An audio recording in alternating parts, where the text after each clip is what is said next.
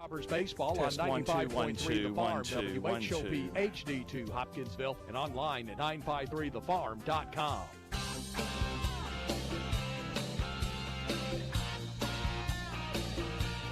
Hoptown Hoppers Baseball is on the air. This Hoptown Hoppers broadcast is brought to you by Hopkinsville Milling Company, Southern States Petroleum and Co-op, Hayes Furniture, Penneral Electric, Max Arnold & Sons, Raymond Nelson Insurance, Planners Bank, J. Schrecker Jewelry, Toyota of Hopkinsville, the Hoptown Hoppers, and All Clean Services and AKS Flooring and Design Center. Now let's head out to the ballpark for today's game. Tonight it's a battle between the top two teams in the Ohio Valley League as the league-leading Hoptown Hoppers host the Henderson Flash. Hoptown at 13-4. They have won 3 in a row, 7-3 out of their last 10 ball games, while Henderson is a half game back. They've won 9 in a row. They are 9-1 in their last 10 ball games. So they are one of the hottest teams, or the hottest team, with the Hoppers right behind them, having won 7 of their last 3. Good evening. I'm Jeff Sisk along with Colin Carruthers, and we welcome you into Hoptown Hopper Baseball tonight. A beautiful night for baseball. We've already had the ball delivered to us by Air Evac here based locally at Jenny Stewart Health. They have delivered the ball, and don't know if have we had our ceremonial first pitch yet. I think we did. Yeah. It was a unique situation. It was Bear. He is the dog that lives with the Hopkinsville Fire Department, and I believe that they may have tossed the ball to him, and he took it back to someone on the mound. But a little treat there on First Responders Night tonight. Of course, Maddox Fuqua Hinton Funeral Home is the sponsor tonight, and if you haven't been out to watch a Hoptown Hopper game lately, you need to come on out because, Colin, these guys are fun to watch. Last night, going into the bottom of the ninth, down 4-2, and they found another way to win. When in doubt, you just got to find a way. Got to find a way. That's been the motto for this Hoptown team so far this year. Last night, they faced a really good pitcher. Ryan Sweeney got the start for a full count, and he might have been the best arm we've seen so far this whole summer. And after that, they finally just started to get some stuff together. They had a lot of communication in the dugout, and that's really transpired there in the later half of the game. And of course, in that ninth inning where they were able to bring across the game-winning run. And get the timely hits when they need them. I know Dom Hartman had a big one, and of course you'll have to refresh my memory on the sacrifice squeeze there with the bunt to get the winning run home. Yeah, Ryan McCartan comes up. It's his only at-bat of the day. He came in the catch with Evan Woodward. Of course, they both played Saginaw Valley State together, so that's the typical battery they go with when they want to close out the game. Woodward comes in, they bring in McCartan. Well, that brings us to the bottom of the ninth, and McCartan comes all the way up, and he just lays down a bunt on the left side. You can't crash quick enough, and with only needing one run, Chance Sweeney was a runner on third base. He's got plenty of speed that you have to be overly perfect to get the out at the plate. So it's pretty much a lose-lose situation for full count. There's no chance you're getting the out there, and McCartan brings him home. And it was a perfect setup, having the speed at third base like that, and they were playing back, so they were not anticipating that the Hoppers were going to bunt at all. No, there wasn't really much of a thought. Even Joe at first last night was like, he's going to fake the bunt. And then he said, oh, yeah, no, he's laying that thing down. And it was right up that third base line, a little bit off the line as well to make it an awkward angle for the third baseman. And, of course, that just made it all the better and easier for Chance Sweeney to score.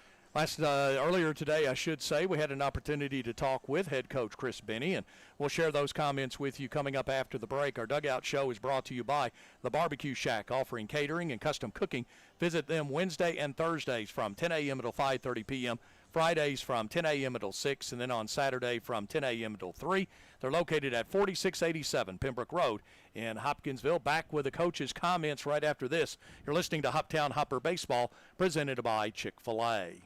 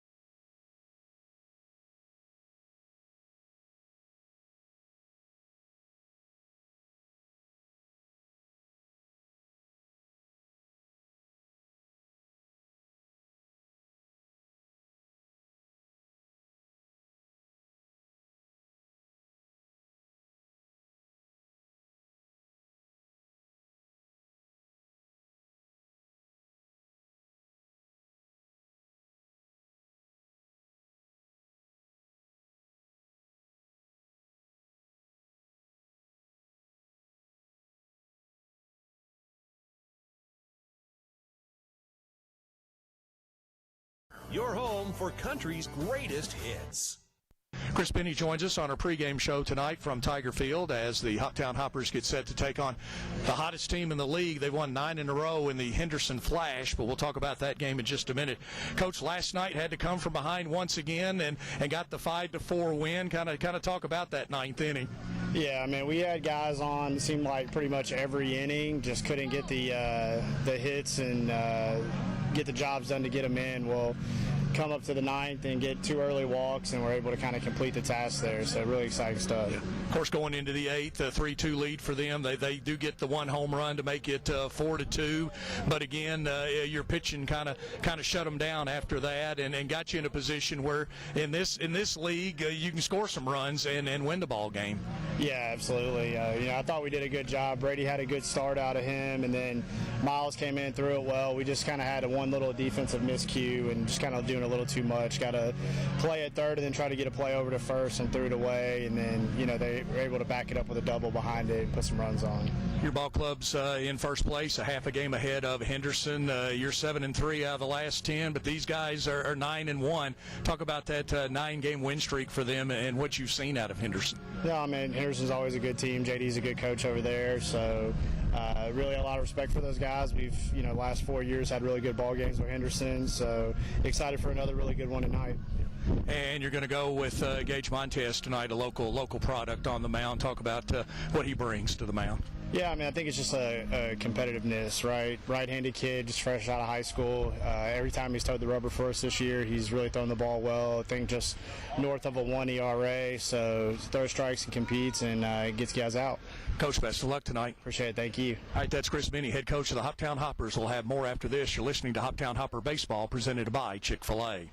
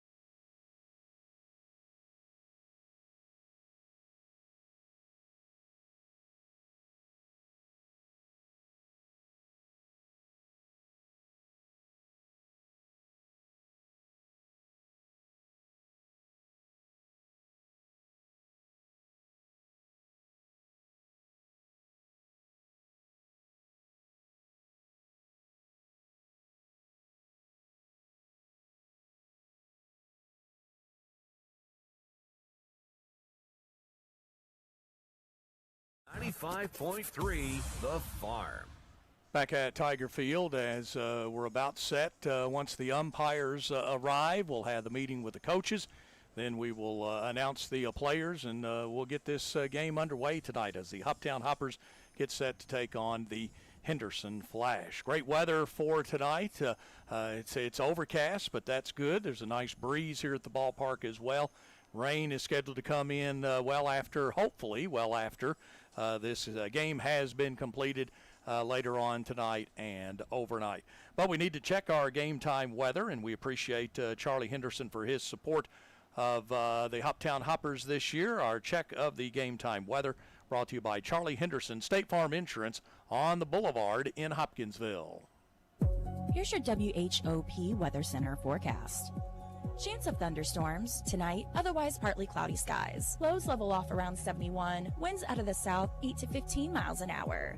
Cloudy skies expected tomorrow. Chance of thunderstorms, highs level off around 82. Partly cloudy tomorrow night, lows level off around 63. That's the forecast from the WHOP Weather Center. I'm meteorologist Megan Mulford. Right now, 86. Broadcasting from the batter capital of the world, WHOP HD2 Hopkinsville, 95.3 The Farm. Jeff and Colin back with you here at Tiger Field as we're getting set for Hoptown Hopper baseball. Other games in the league tonight, Fulton is at Paducah and Full Count at Madisonville. Now the Hoppers will be on the road at Paducah tomorrow night, Henderson at Madisonville, and Fulton at Full Count. That's your schedule for tomorrow evening. Now looking at the standings, as we mentioned, the Hoptown Hoppers have a half-game lead over Henderson. Hoptown at 13-4, Henderson at 13-5. Paducah's in third, 4 games back at 9-8. Then in fourth place, it is Full Count Rhythm at 8-9 on the year. They're 5 games back. Madisonville is in fifth place at 4-12 on the season. They're 8.5 back. And Fulton at 4-13 is in the number 6 hole in the league in the standings, and they are 9 games off the pace. Colin, I looked up, and this will be the 4th meeting between Hoptown and Henderson. Hoptown had won the first 2. They won the first game 9-6. Then they defeated Henderson 10-9. And then their last outing, things didn't go well for the Hoppers in that ball game as Henderson, up in Henderson, won that ball game 11-1. And I know you were on the call on the video side for that ball game, and it was just one of those nights for the Hoppers. Yeah, pretty much. It was just an off night. You know, bats didn't have it and couldn't string together a couple of hits when you needed them. Pitching wasn't even awful. The bats for the Flash, though, were just extremely electric. They had a great outing, and, you know, at that point, just due for an off night, due for a loss. They had been on a really good streak. So, again, things just got away from them. Struggle overall the night, but they bounced back the very next day with a win, 9-1 over the Fulton Railroaders back here. So they're all looking good. All right, let's go ahead and we'll take a look at our starting lineups. And, Colin, if you're ready, we'll do that here. They're brought to you by Riken Elastomers. Join the Riken Elastomers team with a process operator starting pay at $20.50 an hour. Top out in a year at $24.43 an hour, plus shift premiums for second and third shifts, and an excellent benefit package. That includes employee paid benefits day 1 of employment. Call 270-475-2150, extension 214 to learn more. And as we have in the past, when I've been on the call, I've let Colin do the starting lineups, and he'll give you both of the starting lineups tonight. Yeah, we can start with the home Hoptown Hoppers. Batting first tonight will be a new face, Brennan Gibson. He'll be playing center field. Batting second is Chance Sweeney playing right. Batting third is Evan Jacob. He'll be the DH for the Hoppers. And the cleanup spot is Evan Leonard playing first. Right behind him is Brennan Mueller playing left field. And the sixth spot is Dom Hartman playing third. Nick Johnson is batting seventh and catching. Caden Slaughter will be batting eighth and playing second base. And the rounding is up in the ninth spot is Cade Wall playing shortstop. Pitching tonight for the Hoppers is Gage Montes. We flip things over and look at the Henderson Flash starting 9. Gunnar Waldrop will lead things off. He'll be playing left field. Right behind him is Peyton Tatum batting second and playing third. Brandon Minio will be batting third and playing first base. And the cleanup spot is Jacob Tucker playing second. Jacob Froelich will be the fifth batter playing right field. Noah Briggs batting sixth will play shortstop. Tyler Reinhardt will be in center field and batting seventh. Mason Lesser right behind him is the DH for the Flash, and the round things up again. Keegan Goley will be the catcher batting ninth. The pitcher, Peyton Helmrich, number 19 for the Henderson Flash. All right, the two head coaches are meeting at home plate. They are extending their lineups for tonight, and also Coach Benny played enough games here now. He's going over the ground rules here at the ball yard here at Hoptown High as he is talking to the home plate umpire. Again, a three-man crew. We always get a three-man crew here in the Ohio Valley League. They'll bump that up to 4 when we get into the playoffs. But for the regular season games, we've got 3. In the past, we've had 2. Most collegiate games and low ball of minor league, you just have the 2. But we've got 3 here tonight and have all season long. And look for a good game tonight. Now, as I mentioned, the cloud cover, now the sun's coming back out. So we've got sun here at the ballpark, and just the right fielder is going to have the shade at this time. The first base dugout is where you will find the Henderson Flash. Hoptown, they're in the customary home base side here of third base here at Tiger Field. Well, the coaches are shaking hands, umpires are shaking hands, and let's see, still some conversation here as they are going to walk away, and now we're ready to go. And they're going to have the starting lineups introduced, and so we're going to take another quick break here, and we're going to come back, and we'll have the opening pitch coming up in just a bit. You're listening to Hoptown Hopper Baseball on 95.3 The Farm, presented by Chick-fil-A.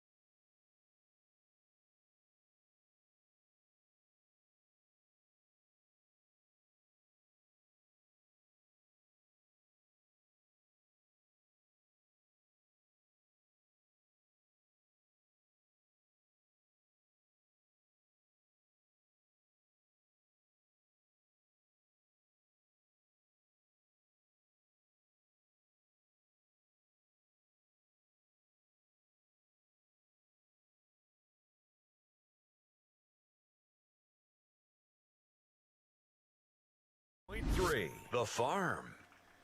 We are back at Tiger Field, and Gage Montez is going to get the ball tonight. He'll get the start. Of course, the Christian County High School product will be on the mound tonight for the Hoptown Hoppers. And, of course, catching for him tonight will be Nick Johnson. So on the defense, you've got we'll go left to right. You've got Mealer, Gibson, and Sweeney. The infield at third, it's Hartman. Short is Wall, Slaughter at second, and Leonard at first. And Johnson behind the plate. And Gage Montez on the mound tonight for the Hoptown Hoppers. Now, you'll have to watch me. I'm liable to sneak in a Christian County in there. Oh, yeah. I'm used to Gage and Christian County goes together.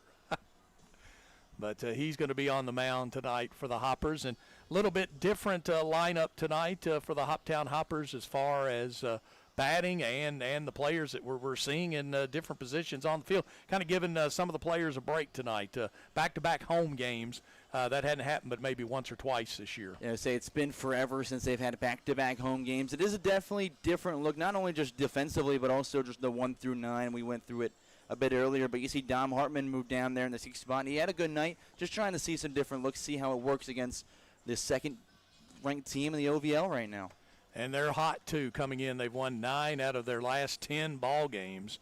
But they're moving right along. Of course, one of those 9 was that ball game against the Hoppers that we told you about a moment ago.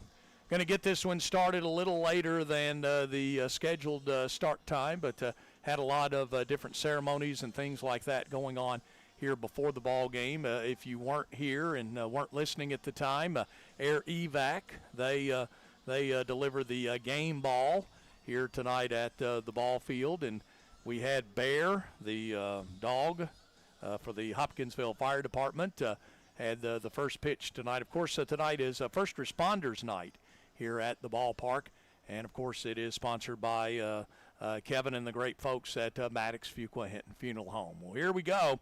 We're going to get this one underway as it's going to be leading off the left fielder, Gunnar Waldrop. He bats right as he will step in, as Montez is ready to face him. Peyton Tatum, the third baseman, is on deck for the Flash.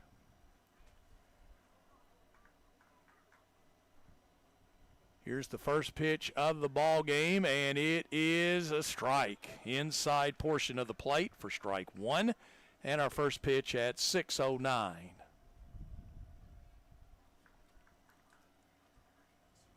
Here's the second pitch from Montez, and this is a swing and a miss for strike two.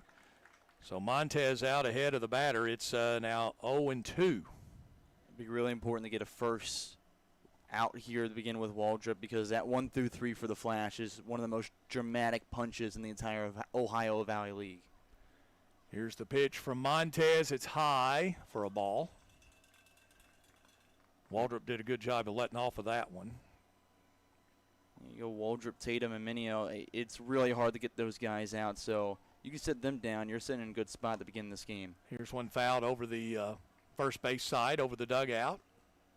Kids scramble to go and find that foul ball. They'll bring it back to the merch tent, receiving an item from the merch tent.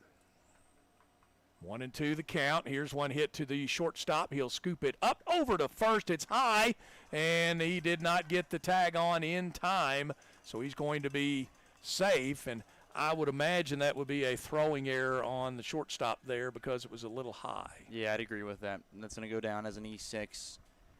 Yeah, I mean, Wall didn't really rush or anything, just kind of dropped the shoulder on it and skied that one. It just wasn't a great throw originally. That's all it was, nothing really that messed him up on it. Right. Yeah. Coach Benny's coming out. He wants them to get together to see what they saw and see if he did tag him as he went by. It did pull Leonard off the bag, so they're going to say he's safe.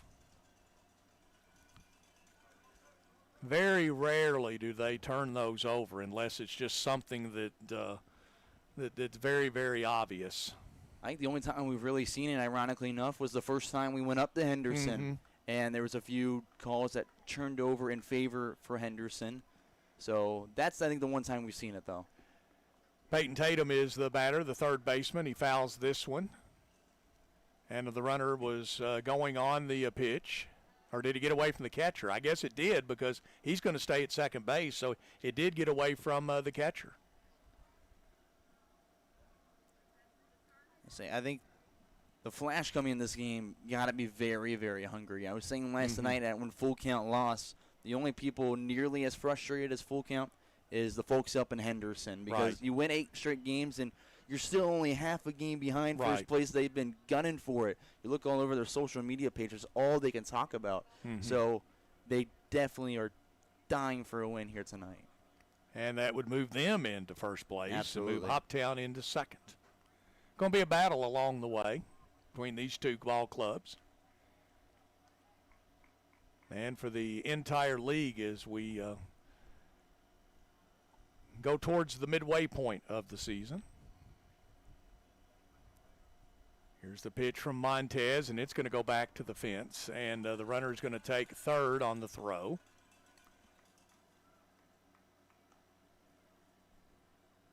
And so now Henderson has a runner at third base and nobody out.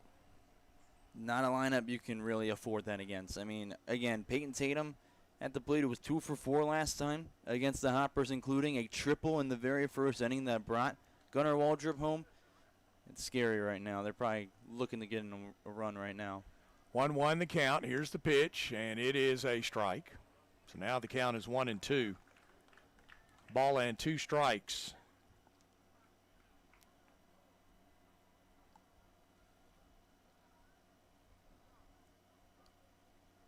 Gage Montez looks in. He'll come, and this is swing and a miss and a strikeout.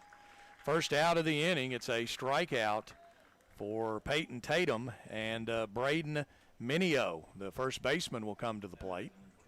I want to strike out there because now you're giving yourself a chance in this inning. With Minio at the plate, you get him out here, and you're looking to avoid the damage, which I would be extremely impressed with. Montes, the last time he pitched against the Henderson Flash, did phenomenal coming in relief for Brady Leonard in that 10-9 victory, so hoping he can replicate that here.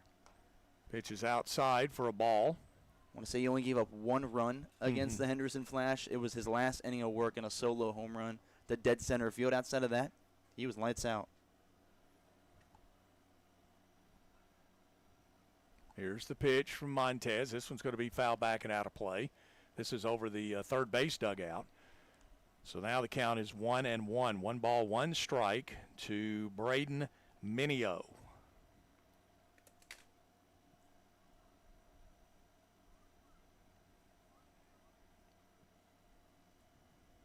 Montez looks over to third, now comes home, and this is going to be outside, high and outside. You know, when you try to spin the ball like that, you got to really snap down with your wrist, come all the way through, and it seemed like he kind of lagged his arm through the zone there and popped out over his top finger, and that's why it kind of just stayed all the way out there without breaking much. Threw it behind to the batter, and it's going to be a run scored for Henderson.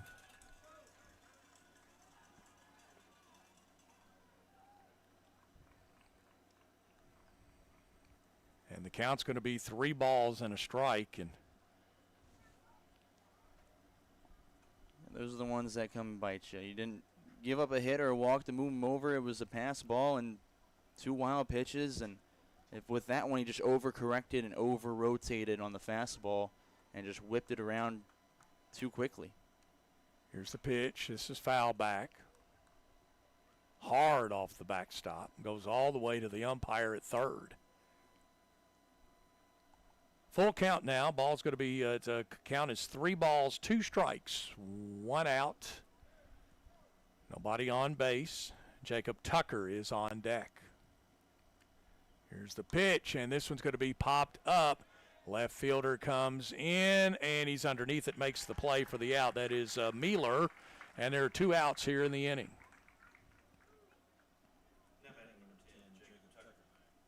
Jacob Tucker, the second baseman, will now come to the plate for the Flash.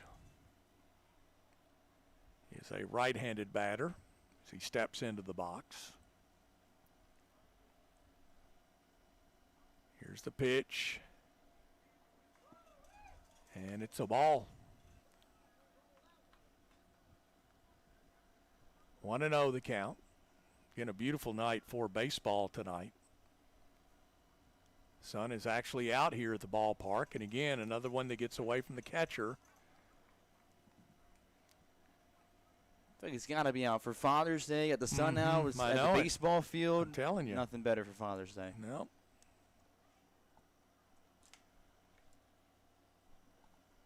Here's Montez with the pitch, and it's low.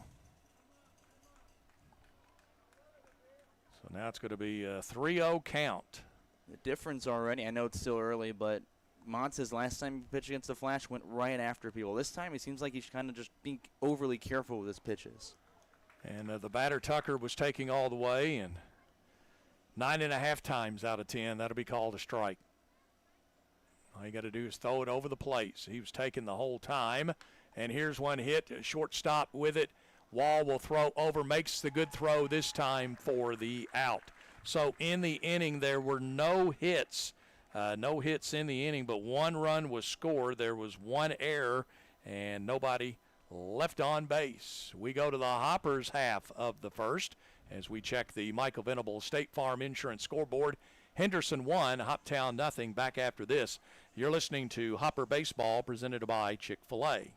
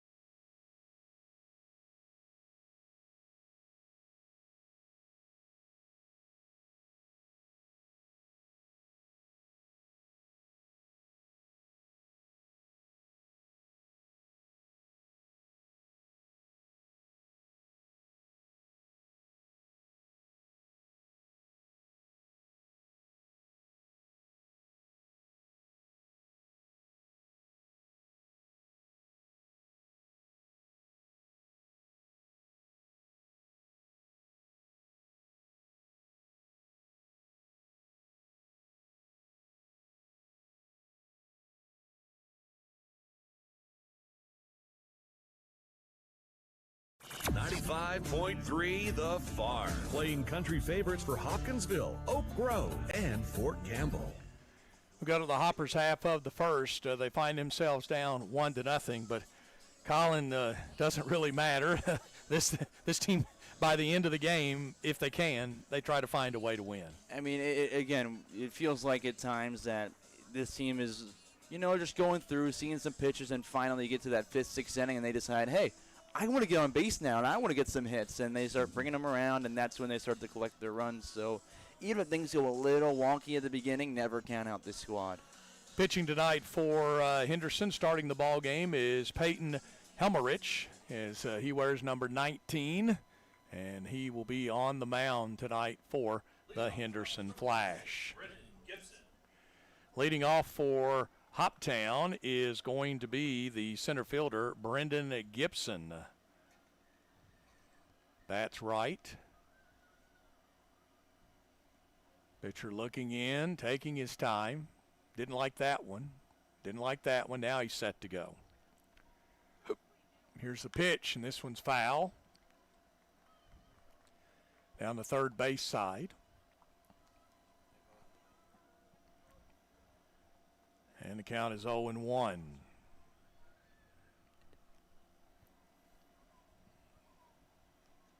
Here we go. Batter steps back in.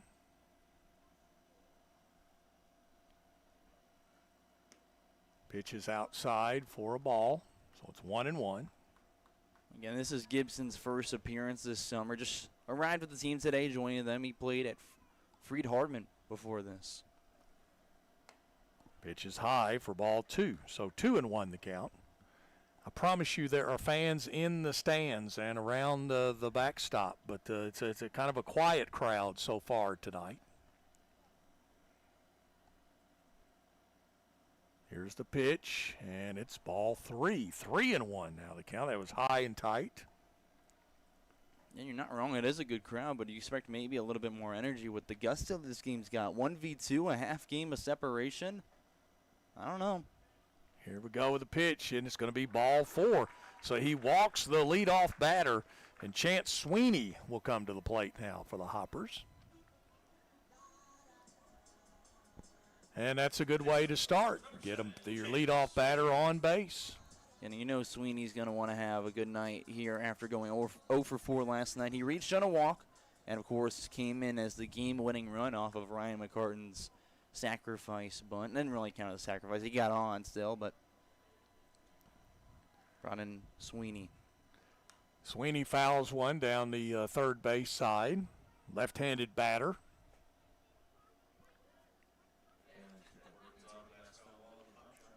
Sweeney's had an interesting summer against the Flash so far. He's 2 for 8 coming into this game against Henderson. He's been decent in a few of them. He's got a home run back in that 10-9 victory.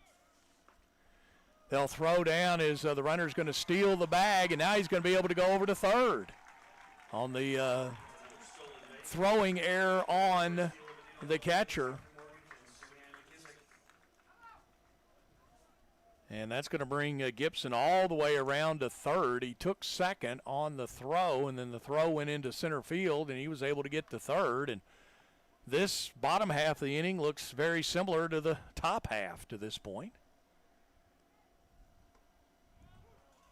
And Sweeney takes strike 3 looking. And that's going to bring up the DH, Evan Jacob, to the plate. Love for Evan Jacob to get something here. He's gone cold recently after starting off as one of the strongest bats in the team. His last 3 games, he's gone hitless. Pitch is inside for a ball. Again, they've got Gibson at third. It would be very, very nice to get him in, at least tie this game up. Here's the pitch, and it's going to be high. 2-0 now the count.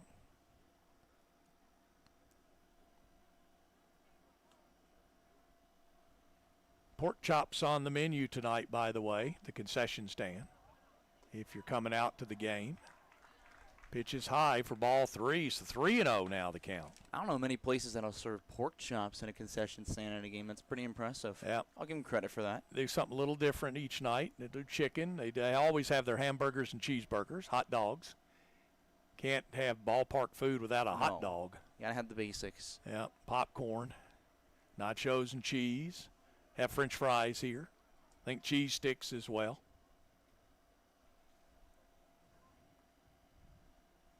Here is the pitch. And it's in there for a strike.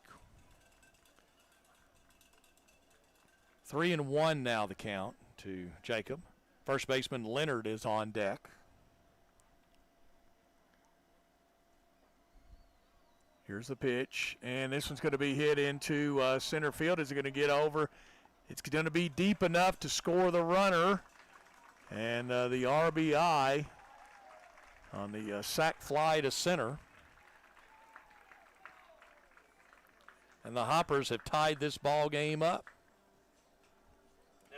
And something we were saying earlier before this is it's got to be back and forth. You got to one team's going to punch the other in the mouth, and the other one's got to respond with a punch right back. Could be a very offensive game if the Hoppers want to win this one. Evan Leonard is the batter, and the pitch is in there for a strike. 0-1 the count. Brennan Mealer is on deck if Leonard can find a way to get on base. And that's out there for a strike as well. 0-2 the count.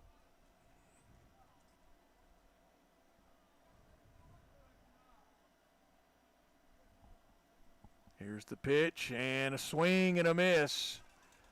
And it's strike 3. So no hits in the inning, but the Hoppers were able to score a run as Gibson got on base via the walk, stole second to throw down to second, went into center field. He would come around to third, and then Evan Jacob with the sac fly to get the run in and get the RBI. So in the inning, 1 run. There were no hits and no errors in that inning. We have played 1.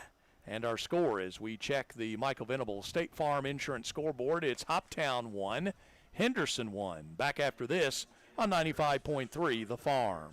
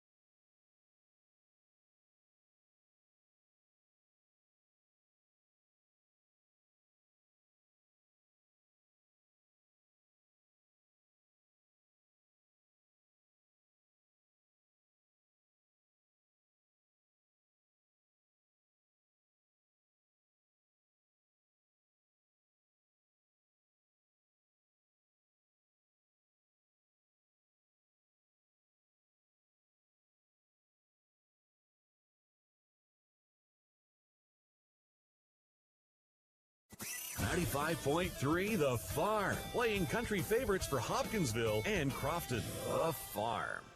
Second inning of work for Gage Montez, as there is the throw down to second. So his warm-up tosses are over. And coming to the plate for Henderson will be the right fielder, Jacob Froelich, who will be coming to the plate.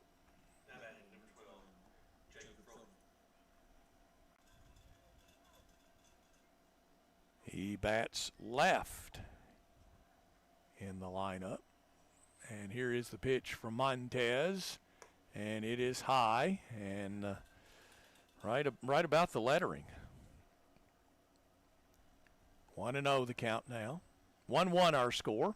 Hoptown and Henderson. Here's the pitch. This one's fouled at the plate. Evens the count now at 1-1. Froelich plays his college baseball with LSU Eunice, a JUCO squad that's really, really talented. They've actually won the national title at that level 8 different times. The last time they won it was back in 2024. Here's the pitch. It's outside for ball 2, so 2-1 the count. Hoppers will be at Paducah to take on the Chiefs tomorrow night at 6:30. Another foul tip at the plate. Evens the count now at 2 balls, 2 strikes. Noah Briggs, the shortstop, is on deck for the Flash.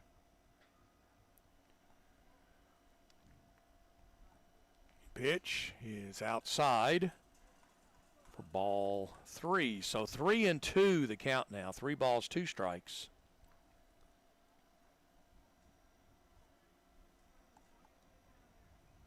Montez looks in. Here's the pitch. And it's going to be popped up. And is it going to stay into play? I don't think so. And it is just beyond the third base seating here. So that'll leave the count at 3-2. 3 balls, 2 strikes.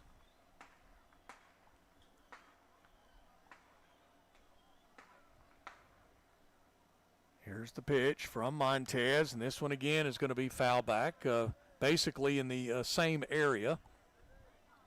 Those kids can get double the prize now. Yeah, that's right. We're going to grab both of them. Yep, pretty much in the same area.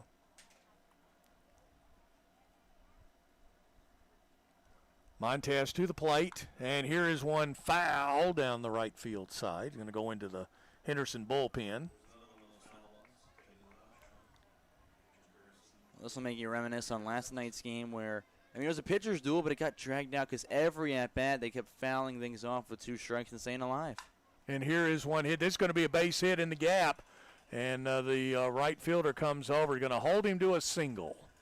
Kind of died when it hit the ground. It kind of looked like when it left the bat that it might roll pretty good amount, but the right fielder and center fielders were able to make a nice break on it and get over there pretty quickly. Yeah, Montez has kind of battled with these situations quite a bit already this summer, where he's struggling to get the leadoff guy out in the order. So he's only gotten the leadoff batter out 6 times in now just about 14 innings of work this summer. It's not awful, but definitely has been a little bit of a struggle point. He's been working with runners on this year. And this ball gets away, and they're going to not throw down as the runner was able to break very quickly on that. And so Froelich is now going to be at second base. Second pass ball there, and it's different because this is Nick Johnson that's catching today. He's the battery with Montez, and he hasn't catched so far this summer. And it's a very different look for a team that does have quite a few catchers, but just getting some time back there. He's usually been playing third so far for the Hoppers. Look back at second. Now Montez comes, and here is one hit into left field. Left fielder will get it. They're going to send the runner, and he's going to come around to score. They'll go to second, and he is safe. And he did get in there. Yeah, he was clearly safe. It was a good throw, and Slaughter scooped that out. And by the time he could swing his body around, the runner was already in there. So an RBI double for Noah Briggs. Again, it's going to have to be a dogfight in this game. A very offensive dogfight, that is. And that puts the Flash on top now 2-1.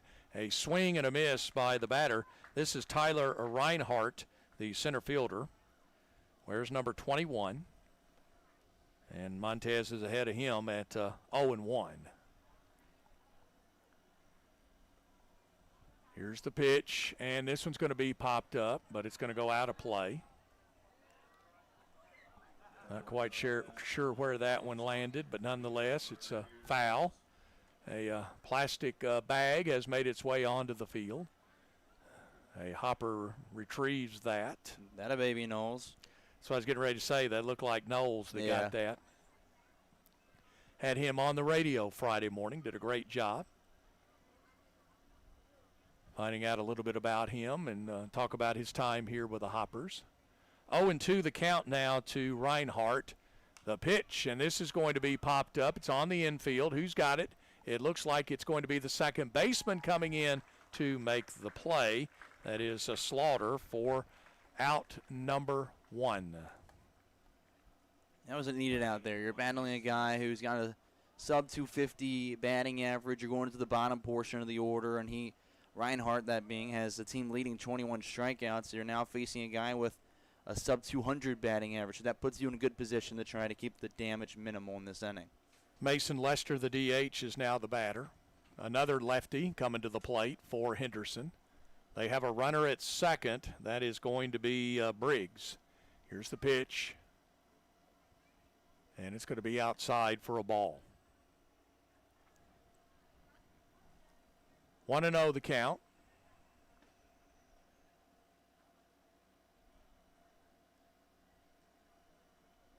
And the pitch. Laid off of it, and it's in there for a strike. Kind of flinched a little bit like he wanted to swing, but he held back and did not. You can pick out a spot with no strikes in a count and pretty much decide, hey, I'm only going to go if it's here, and I'm going to swing like I'm swinging for the fences. And, you know, if it's not in that spot, I'm not going to drive it, so why swing at it? Pitch is outside for a ball. It's going to make it 2 balls and a strike. Now, I know that isn't the mentality for a lot of people, or most people even, but I know some guys go up to the plate thinking that way. So it's definitely not taught that way, but some people do think that. Montez looks back at second. The pitch and a swing and a miss. Actually, I think it foul tipped into the catcher's glove. But nonetheless, it's 2-2. 2 balls, 2 strikes. 1 out, runner at second base. Henderson with a run in this inning to go up 2-1.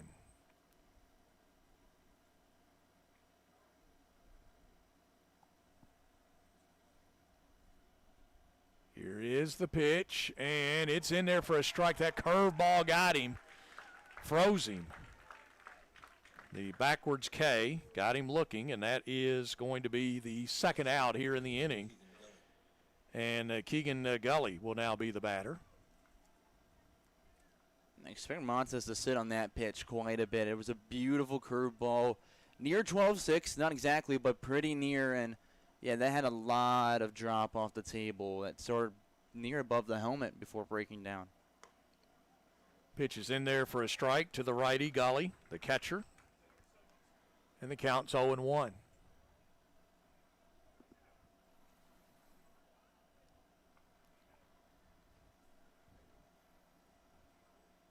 Montez again looks back at second. And here's one foul back into the netting. And Montez is ahead in the count. It's 0-2.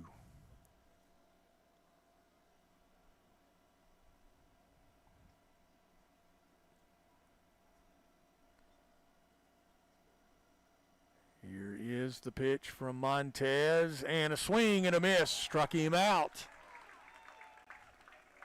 So again, a couple of base hits, a single by Froelich and a double by Briggs. Briggs was able to get Froelich in to score.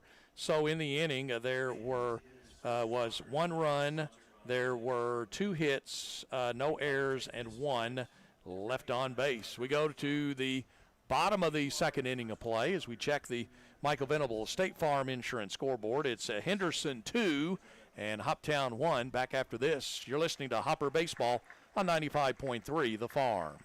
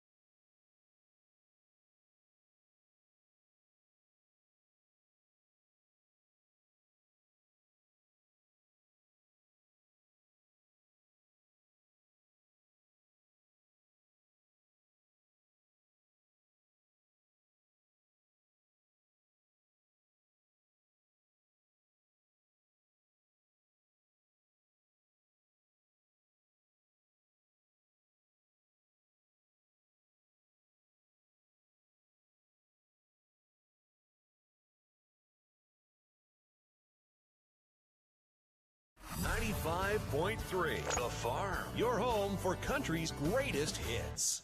Go to the bottom of the second inning, and the Hoppers find themselves down just like they did when they went to their half of the first, down by 1.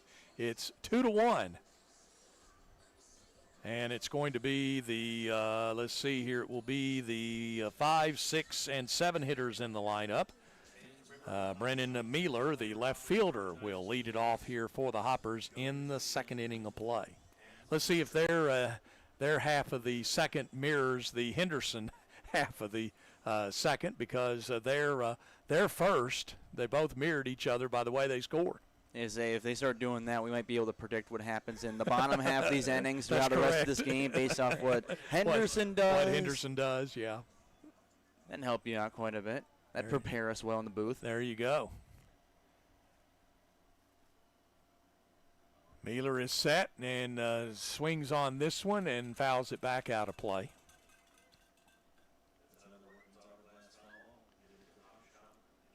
Going up there, first pitch swinging.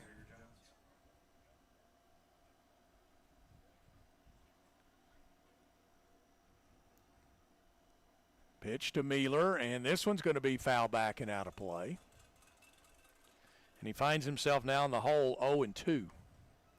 Mealer came in last night. He pinch hit for Easton Beatty in the 8th spot. He ended the bottom of the 8th inning and is only at bat with a strikeout swing. He's a very aggressive bat. He doesn't like to let pitches go by, so he'll attack very often.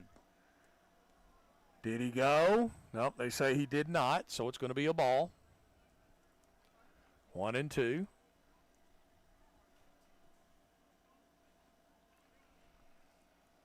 One ball, 2 strikes. Dom Hartman on deck. Here's one hit right back to the pitcher, and a good job by the pitcher to get that one.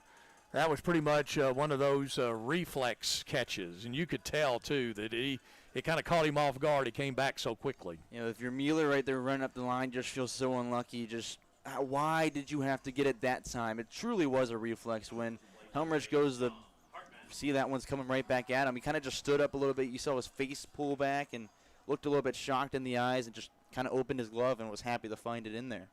He was able to make the underhand toss over to first to get the out. Here is one hit to the shortstop, scoops it up, and he will throw over. It's high, but they'll get the tag there. I think Dom may have stumbled a little bit coming out of the box, and that's an easy 6-3 out there.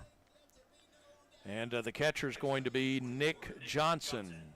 It's unfortunate the fact that it wasn't a perfect throw because Hartman did fall all the way down and trip on his way down the first. If he didn't, could have been reaching on an air. So here's the batter, Nick Johnson, the catcher tonight. Pitch to him is a ball.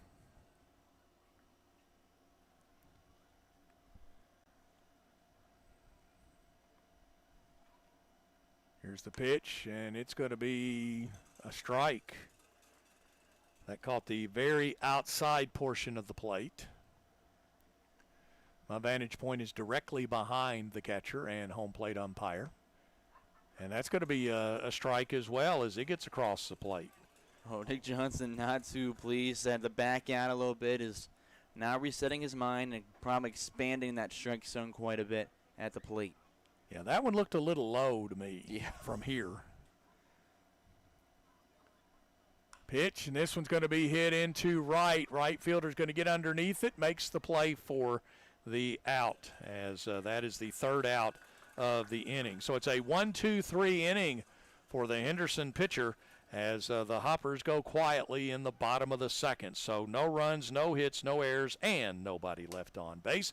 We've played 2, and our score at the end of 2 as we check the Michael Venable State Farm Insurance scoreboard. It is Henderson 2 and Hoptown 1. Colin has the play-by-play when we come back right after this. You're listening to Hopper Baseball presented by Chick-fil-A.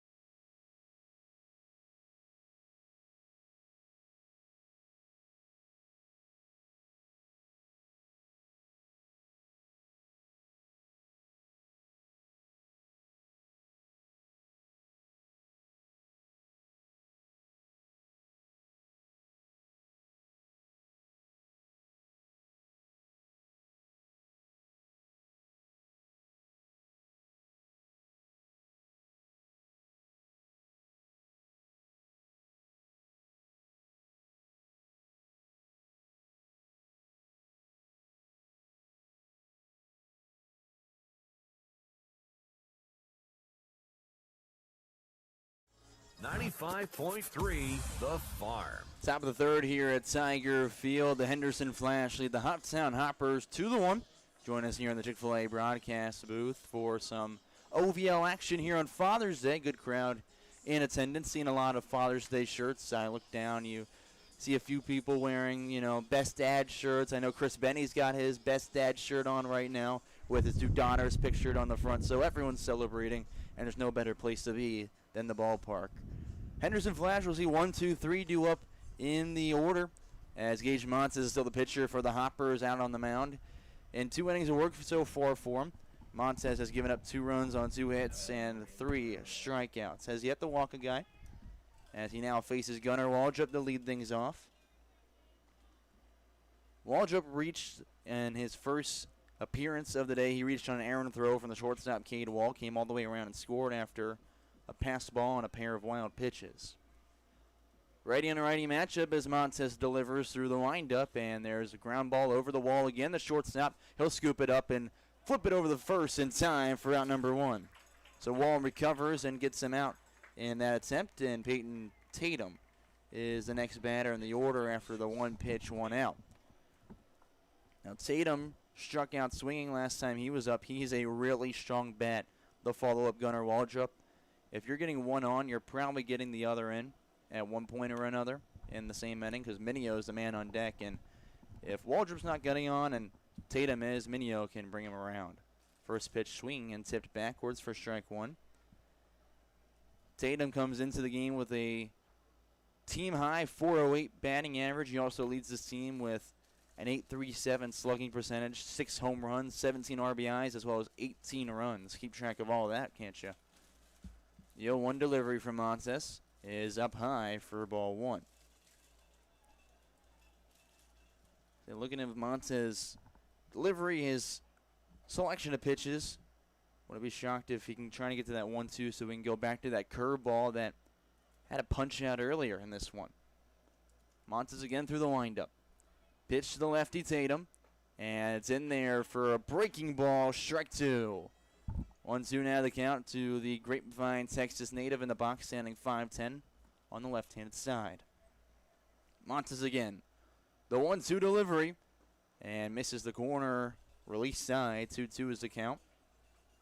Again on deck is Braden Minio. Both him and Peyton Tatum play at Harding University, a D2 school. As Montez again. The 2-2 pitch. And there's another swing and miss. He's living good with 4 strikeouts of the curveball. Look at that. Montez has been doing great work so far in this one. And go back to that game where the Hoppers won 10-9 on the road against the Henderson Flash. He came in relief for Brady Leonard and had a terrific outing there, giving up just 1 run. Now faces Braden Minio in the left-handed box. Pitch runs outside for ball 1 on a fastball. Minio flew out to left field to begin his evening here at Tiger Field. Montez, the 1-0 delivery. Swung on and missed, and there's a 1-1 count. And just as we said, Minio also plays at Harding University. He's finished up his freshman year there.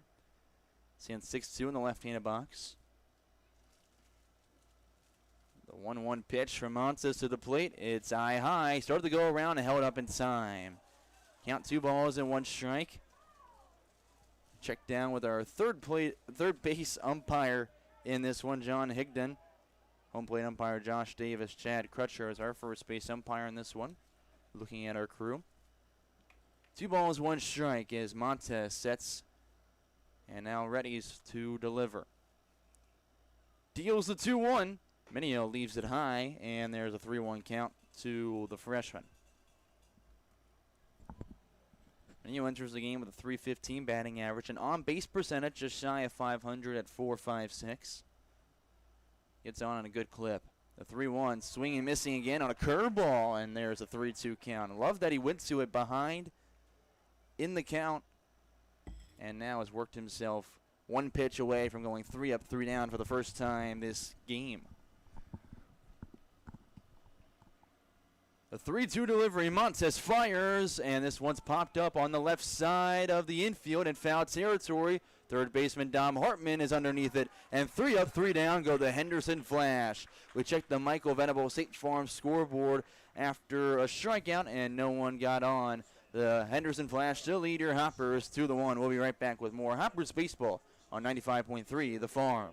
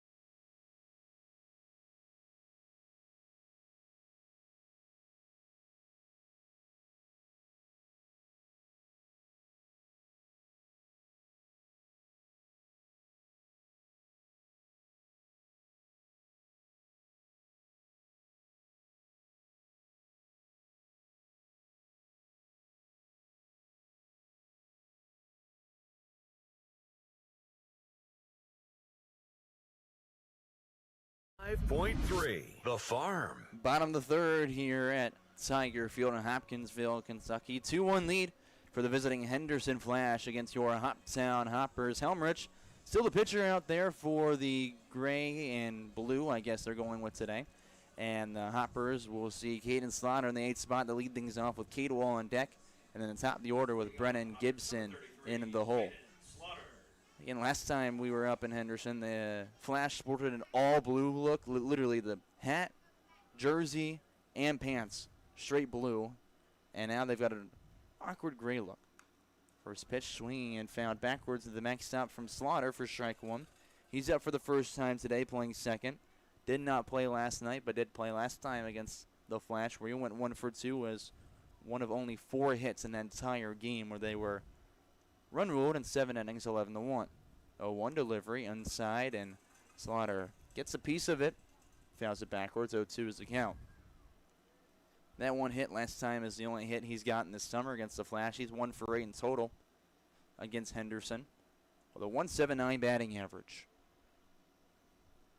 Ready's in the 0-2 pitch. Ground ball up to the shortstop, Noah Briggs. He'll scoop it up and throw it the first in time for out number 1. 1 away in the inning. We'll see Cade Wall, the 9th batter in the order, come up. Playing a shortstop today, is already made a couple plays over there, but also has committed the lone error for the Hoppers in this one.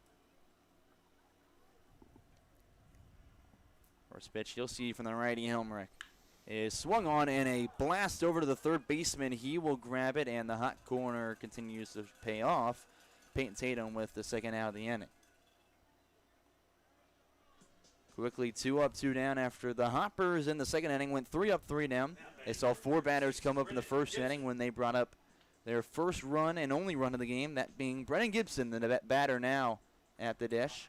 Up for the second time today. He reached on a walk, had a stolen base, went on the third on an error, and then scored off a sac fly from Evan Jacob. First pitch upstairs for a ball. Gibson's the guy who I would expect Hopper fans are going to love. The 1-0 pitch, and that's at the knees for a called strike. 1-1 the count. Gibson played his freshman year with Freed Hardman and was so good there. He had a 385 batting average, of 488 on base percentage. He was awarded the Mid-South Conference Freshman of the Year. Curveball again, misses on the inside corner for ball 2. The attendance tonight, Colin, 381. Not bad. 381, that's on top of the 402 last night. Just shy of what they had a night ago, and of course a Sunday. Appreciate everyone making it out here. Pitch in the dirt on a fastball, 3-1 the count. But yeah, another good crowd for a very good contest in the Ohio Valley League. So Gibson readies again in the right-handed box, standing 5'9". With 3 balls and 1 strike against him. No one on the bases and 2 outs away in the bottom of the third. 2-1 is the score. That pitch high and in, and there's a second walk for Gibson. He's back on as the only Hopper to reach the base pads so far today. That brings up Chance Sweeney, who struck out looking and is only at bat so far. Takes a slow walk up, and now Reddy's in the left-handed box. He stands in there. That's 6-2. Remember, Gibson could take off. He had a stolen base last time that resulted in a ball thrown out to center field, and that brought him in 90 feet away at third. First pitch to the lefty Sweeney. He'll leave way upstairs for ball one. Sweeney, a Russellville, Kentucky native, enters the game with a .327 batting average after an 0-for-4 contest last night. Pickoff move the first, not in time. Sweeney did get on with a walk, though. Obviously, that was in the 9th inning when he came all the way around and scored as the game-winning 5th run. Helmrich set and now delivers the 1-0 after peeking over at first. Sits in there with a curveball for a called strike. 1 ball, 1 strike now to the Auburn Montgomery Warhawk in the left-handed box still. Played at Logan County High School. Helmrich, the 1-1 pitch. Gibson takes off for second. Throw goes almost above the head of the shortstop Noah Briggs. He takes a big leap to climb the ladder and keep it in the infield, but there's stolen base number 2. 2-1 the count as Gibson's running all over the place right now. He's looking for a full workout, which is something I got to do. 2 balls, 1 strike with a runner in scoring position to try to tie things up here early. Sweeney leaves it down in the dirt. Good block from the backstop Keegan Gully. And it's a 3-1 count again. This is where they had Gibson before walking him. And now Sweeney in the same position.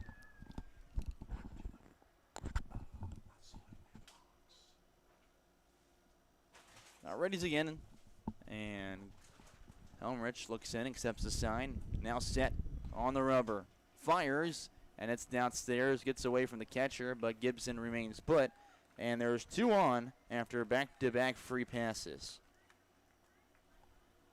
Gibson on the second, Sweeney on first, Evan Jacob in the 3 spot. The DH today is now the batter. He's got the lone RBI with a sac fly out towards center field that brought in Gibson back in the first inning. Love to bring him around again to tie things up at the very least. As we will see a timeout and a quick pause as Coach is coming out for a conversation with Helmrich early. They, again, coming into this one, pretty frustrated that the Hoppers haven't lost today, that they have won besides the time that Henderson beat them in their 8-game win streak. They are half a game behind, and they want first place basically more than anyone outside of Hoptown, it feels like. Coach out there right now is Logan Haslam, their pitching coach, who he pitched back for the Flash back in 2023 and 2024. If you can remember this, he was pitcher of the year in this league in 2024 as well with 59 strikeouts. Got a quick conversation, just tell him to work back in the zone. He's only thrown 2 strikes out of his last 10 pitches. And a quick visit, and the pitching coach heading back. Yeah, Hoppers with runners at first and second.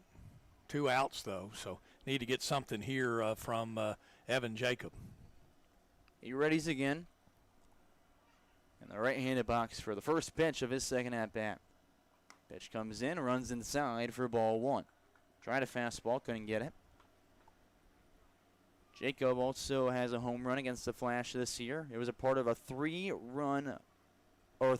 run inning in the 3rd in that 10-9 victory. That was a whole brigade out there. Outside of that, though, he's only got 1 other hit against the Flash. The 1-0 curveball down in the middle of the zone for strike 1. Pretty good curveball. Started near the helmet and broke all the way down near the waist. So runners on first and second with 2 outs and a 1-run deficit for the Hoppers. 1-1 pitch is fired, and Jacob swings too late. He's behind in the 1-2. And Jacob started electric this year to the point where he already had 15 RBIs and still a team-leading .614 slugging percentage. But has been cold since, has not gotten a hit in 3 games. That one's popped up on the right side. Good chase from the first baseman, but he'll run out of room as it's out of play. The count remains 1 ball and 2 strikes for Evan Jacob. He's still got life at the dish with Evan Leonard standing on deck if we can get to that point. I'll take a moment to reset out of the right-handed box, and now is back in. Helmrich quickly is set from the stretch. He'll fire from the belt. Curveball lifted out towards shallow center field. That one's dropping and will land in no man's land. Gibson comes around third and will score. Sweeney holds up at third. Jacob goes to second on the throw in the infield, and it's tied again at 2. They find a way every time. Never keep the Hoppers off the scoreboard. They scratch across another off the single. And Jacob, of course, advances on the throw. Evan Leonard in the cleanup spot is the new batter. And the first base hit for the Hoppers tonight. Anyway, it's all that matters. They went 3 up, 3 down an inning ago, and now have 2 in scoring position. Pitch to Leonard is high for ball 1 on a fastball. Leonard's only at bat so far today. He struck out swinging on. He's also making his Hoptown debut this season, as that one hits the inside corner on a fastball for strike 1.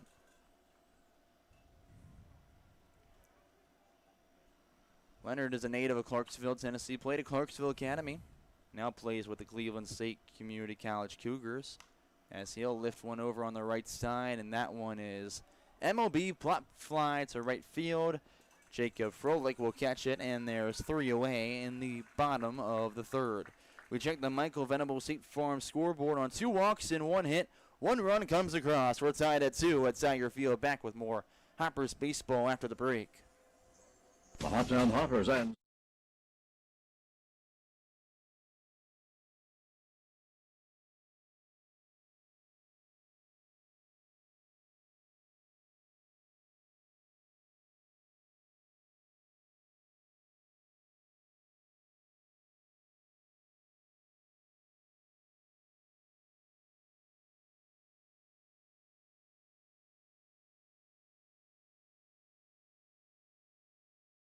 the greatest country hits of all time. This is WHOP HD2 Hopkinsville. 95.3 The Farm.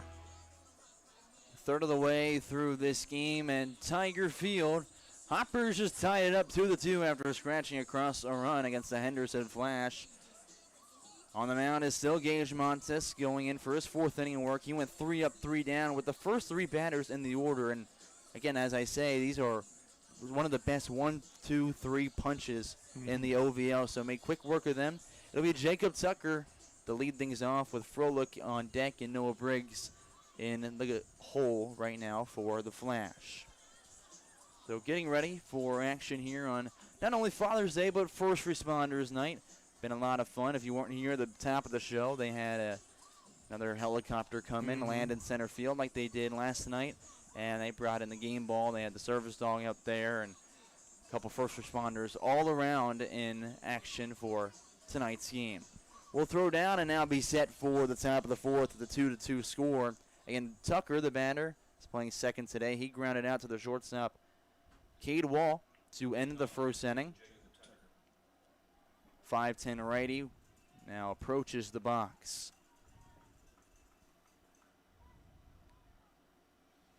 Montes looking around, making sure his field is set before he toes the rubber. And now is on and ready to go for the inning. And with that, of course, Tucker has to take a quick moment to reset. So we still have a moment before the first pitch of the 4th. And now here we are, finally green to go. Montes through the windup, first pitch, off speed, ground ball, foul on the left side. 0-1 the count. Tucker, a freshman at LSU Eunice as well, that JUCO squad that's won 8 national titles. Reigns from Youngsville, Louisiana. 0-1 delivery from Montes, goes back to that slider. And it's found out of play. No balls, 2 strikes. And Montes has yet to get a leadoff out outside of the 3rd inning. So he's only done it 7 times. And just shy of 16 innings of work. 0-2 pitch. That one's in towards right center field and will be caught on a line by Chance Sweeney, who made a good haul over for out number 1. That one hung up there just enough time for Sweeney to get over underneath it. It feels like it had a lot of backspin underneath that ball. Otherwise, you would have expected it to die out there. Nonetheless, Jacob Froelich, the new batter, in the 5 spot. He is 1 for 1 with a single in the second run of this game for the Flash. Ground ball on the right side. Caden Slaughter will gobble it up, throw the first, and there's 2 away in the inning. Good scoop there, and even better for Montes to help his pitch count. 1 pitch, and you get the out. That brings up Noah Briggs, looking to avoid going 3 up, 3 down again in this Flash order. He's also 1 for 1 with a double that brought in Froelich. Froelich at the time stood on second base after a pass ball.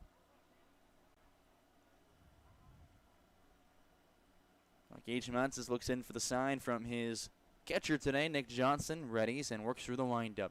Fires, and it misses glove side for ball 1.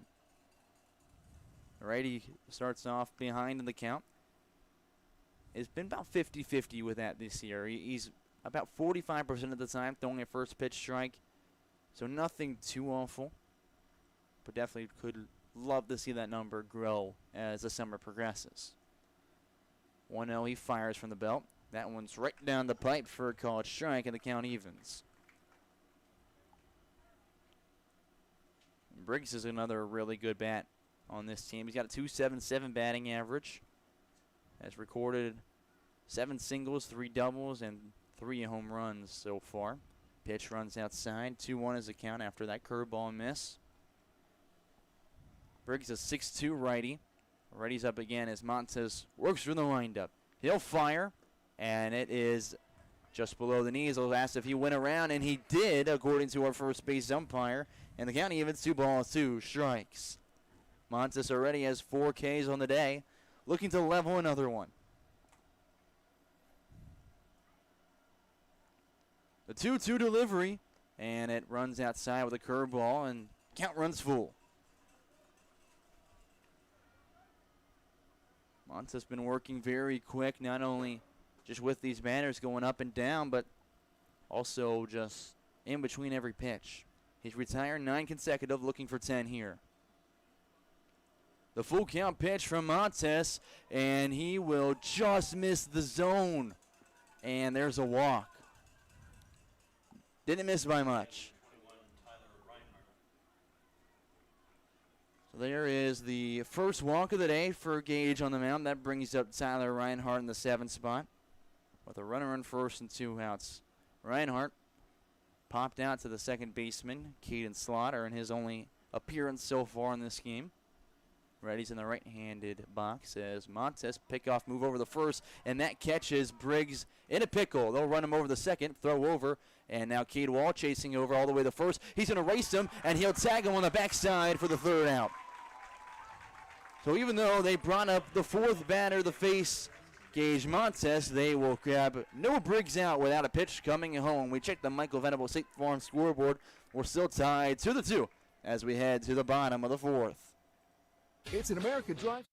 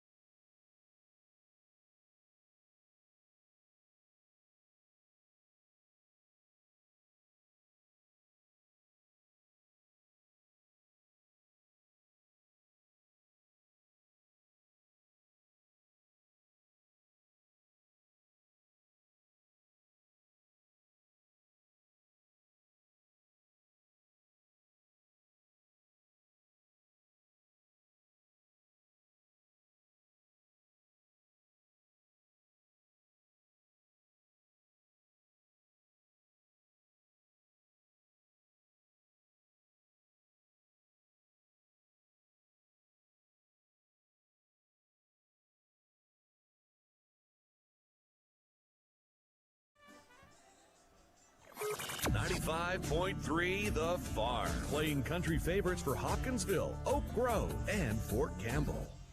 Hoppers half of the 4th. They'll have 5, 6, 7 due up in the orders. They're tied 2-2 with a visiting Henderson Flash. You join us here in the Chick-fil-A broadcast booth as saw some really good pitching from Gage Montes, including our first successful pickoff move to get Noah Briggs out in between first and second.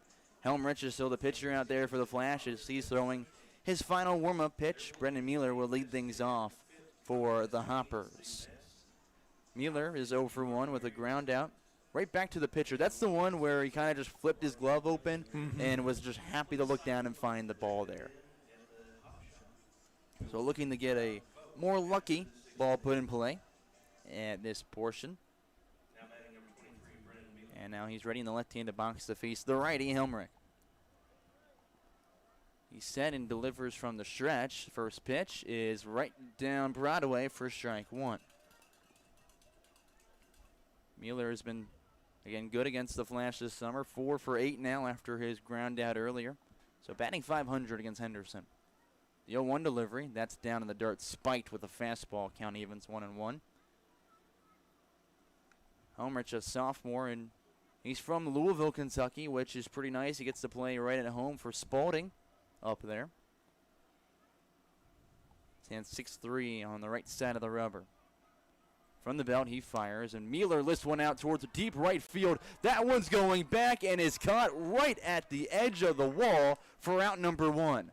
A robbery, if you will, from Jacob Froelich. Yeah, he was right on the warning track, and it was awful close. If no one is standing, let's put the perspective in line here. If no one's standing there, that one may have very well cleared it for a line drive homer. Well, we'll never know. Dom Hartman, the batter. First pitch he sees in the right-handed box. Curveball misses upstairs for ball 1. Hartman had a ground out to the shortstop, Noah Briggs, last time. After a really successful night with a 2 RBI single to tie things up in the 9th. He'll whip one down the left field line, and that stays fair. Hartman rounds first and is digging for second. He's going in for yet again another extra base hit. Dom Hartman has now gotten his team-leading 6th double of the year. Look at that. And a stand-up double at that. I mean, they got it back in, but he was already standing on the bag. Dom Hartman now has a 5-game hit streak with that one. He extends it. Hopefully looking to extend his RBI streak as well. He's got 4 consecutive games with an RBI and leads the team with 23 of them. Nick Johnson, the batter, in the right-handed box. First pitch downstairs for ball 1. Johnson is 0 for 1 with a fly out to right field. Been doing solid with runners in scoring position. A 5.56 batting average with runners on second and or third. Helmrich, 1-0 pitch as Hartman takes off for third. Throw down the third, and Hartman slides in for another stolen base. He also leads the team with now 12 of them. And that's easy to do, too, when you've got a right-handed batter in the box. Makes it a little tougher on that catcher to be able to see to throw down to third. But he got a good jump on it. Pitch did miss. It's a 2-0 as Helmrich comes back and misses high and away. 3-0 now to Johnson. This is the 3rd stolen base this game for the Hoppers. 2 of them belong to Brennan Gibson. The 3rd, obviously, courtesy of Hartman right there. On deck is Slaughter. The 3-0 and 1-out pitch, and that misses. A 4-pitch walk for Johnson. He's aboard safely. The inning began with that line drive to right field that may have very well cleared it if it wasn't caught. And then a double and a walk. Runners on the corners with 1 out. Caden Slaughter, the batter for your Hoptown Hoppers. He's 0 for 1 in the 8th spot with a ground ball to the shortstop, Noah Briggs. Looks like some action over in the Henderson bullpen. Very light. Just kind of stretching right now, but who knows how things transpire. Looking to bring in a few and give the Hoppers the lead. First pitch to Caden Slaughter, and that is right over the heart of the plate for strike 1. Slaughter enters this situation without a hit with runners in scoring position, only recording 1 RBI so far this summer. Helmrich sets and finally fires the 0-1 ground ball on the left side. Does not get through. Throw over the second is there. Throw the first is not in time. That brings in the go-ahead 3rd run. Hoppers lead with only a runner on first and out 2 outs.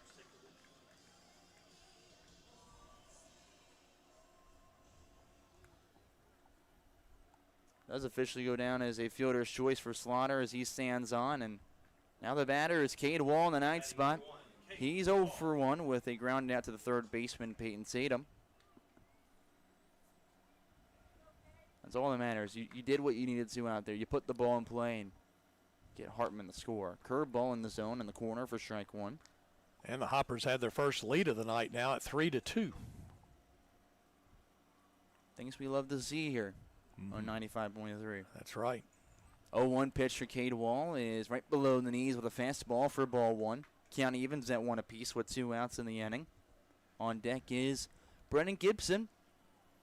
Again, who could be an absolute star for this team. 1-1 delivery is popped up on the right side out of play. Wall's behind 1-2 against Helmrich. Helmrich has had a solid summer, just about a 3.78 ERA in 5 appearances coming into this one. His last 2 were starts. Didn't go extremely deep, though, so not shocked they're already warming someone up. 1 with the score and 2 with how deep he's gone in games. Ground ball up the middle, fielded by Briggs. He'll have to throw the first as Slaughter beat him to second, and he will leg out an infield single. Slaughter's on. And he was hustling down that line. A good play, though, by the shortstop to make that catch and make the throw. But, boy, was hustling down the line. Wall gets the base hit. That's the speed we talk about with Cade Wall, especially why he lays down bunts all the time and can absolutely fly down. Runners on first and second with 2 outs. Top of the order for the third time, Brennan Gibson, the batter. He's in the right-handed box. His first pitch comes in, is popped up in foul territory. Here comes the catcher near the fence, and it's just out of play. Everyone's okay, thank goodness. But that does just result in a strike for Gibson. But would have been a tough way to go out with a pop out in foul territory. Gibson also played at Clarksville Academy like Evan Leonard, who's the batting cleanup today for the Hoppers. He graduated there, ranked the number 25 second baseman in the state of Tennessee by perfect game. 0-1 the count with runners on first and second. Pitch comes in and goes all the way to the backstop over his head. Both runners advance and are in scoring position. An easy call for a wild pitch there. And an even 1-1 count for Gibson, and 2 on in place for him. He's gone on both times today, both via the walk, so has not recorded a hit, hasn't recorded an RBI, but one here would do wonders. I feel like some insurance here would feel terrific as well if you're a Hoppers fan, or even just in that Hoppers dugout, obviously.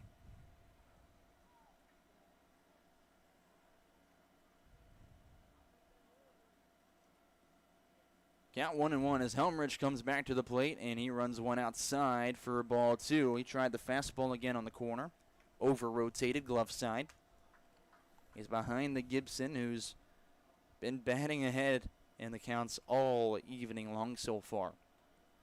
Gibson ready as the 2-1 comes in. It's blasted through the 5-6 gap on the left side. Big windmill for Cade Wall coming around third. The throw to the plate. He's going to slide in, and he's safe.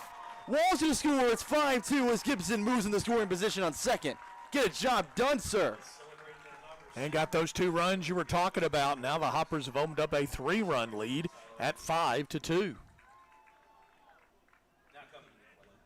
Gibson, a single advances on the throw. A terrific piece of hitting there. This has been a great 2-out rally, and they look to continue it with Chance Sweeney now the batter, who is over 1 with a strikeout looking and a walk, but his at-bat will have to wait. J.D. Arndt, the slow walk out from the dugout. We're going to see a new arm for the Henderson Flash here in a moment. We look at how the innings unfolded so far. It's been 2 hits and a walk, and 2 runs have come across. We'll be right back with more Hoppers, or 3 runs have come across, excuse me. We'll be right back with more Hoppers baseball on 95.3 The Farm.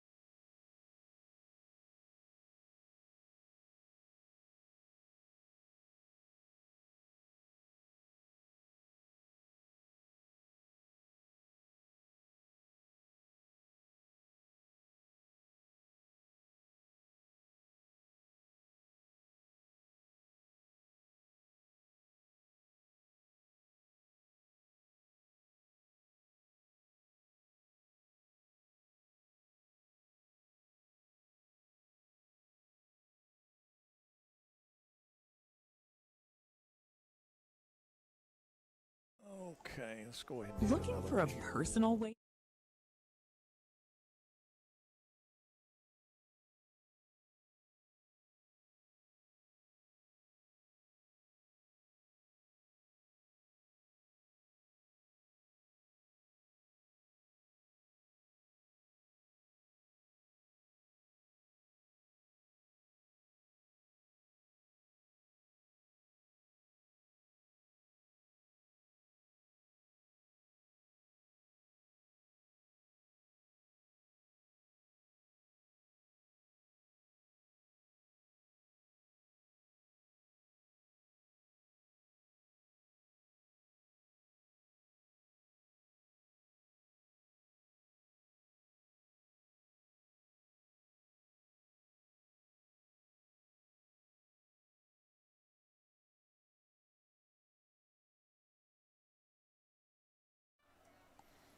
New pitcher out there for the Henderson Flash is a lefty. Travis Combs comes in. He inherits a runner on second.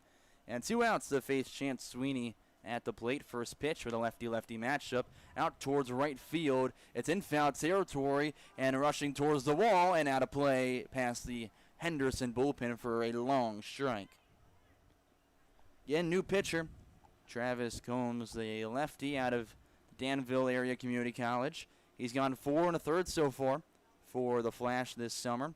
Has a 21 ERA. He's given up 13 runs, all earned on only 7 hits and 10 walks. So wild things out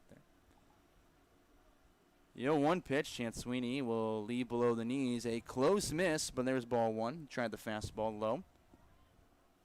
Looked good in 2 pitches so far.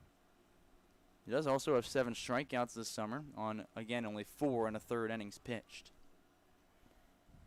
1-1 delivery. And that one's right down the middle for strike 2. Remember, the runner on second base for the Hoppers is Brennan Gibson, making his 2026 summer debut with the Hoppers. He's gotten on all 3 times, just had a 2 RBI single and advance on a throw. 1-2 pitch way outside. Good grab from Keegan Goalie behind the plate to keep Gibson at second. Count evens 2-2 though. Remember, Sweeney is 0 for 1 with a strikeout looking. Reached on a walk, though, in the 3rd inning. Did not score. The 5-2 lead. Pitch. Ground ball on the right side in front of and into the Henderson dugout. Count remains 2-2.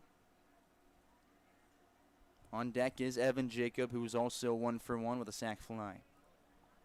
Looking to bring him up to continue the 2-out rally as the Hoppers have been doing pretty well even with their backs against the wall. It's where they seem to play their best, it feels like. Deuce is wild. 2-2 pitch. Chance Sweeney leaves below the knees on the fastball, and the count runs full. Another close one to leave there. But, hey, he's seeing it very well right now. I'll give him the credit. Combs looks in for the sign. Shakes off the first and now accepts and toes the left side of the rubber. Pitch to Sweeney on the full count and swing and missing. There's his 2nd strikeout of the day. Combs only sees 1, and that will cool the Flames here in the bottom of the 4th inning. But before that, Hoppers plate 3. We check the Michael Venable State Farm scoreboard. They lead 5-2 as we head to the 5th on 95.3 The Farm.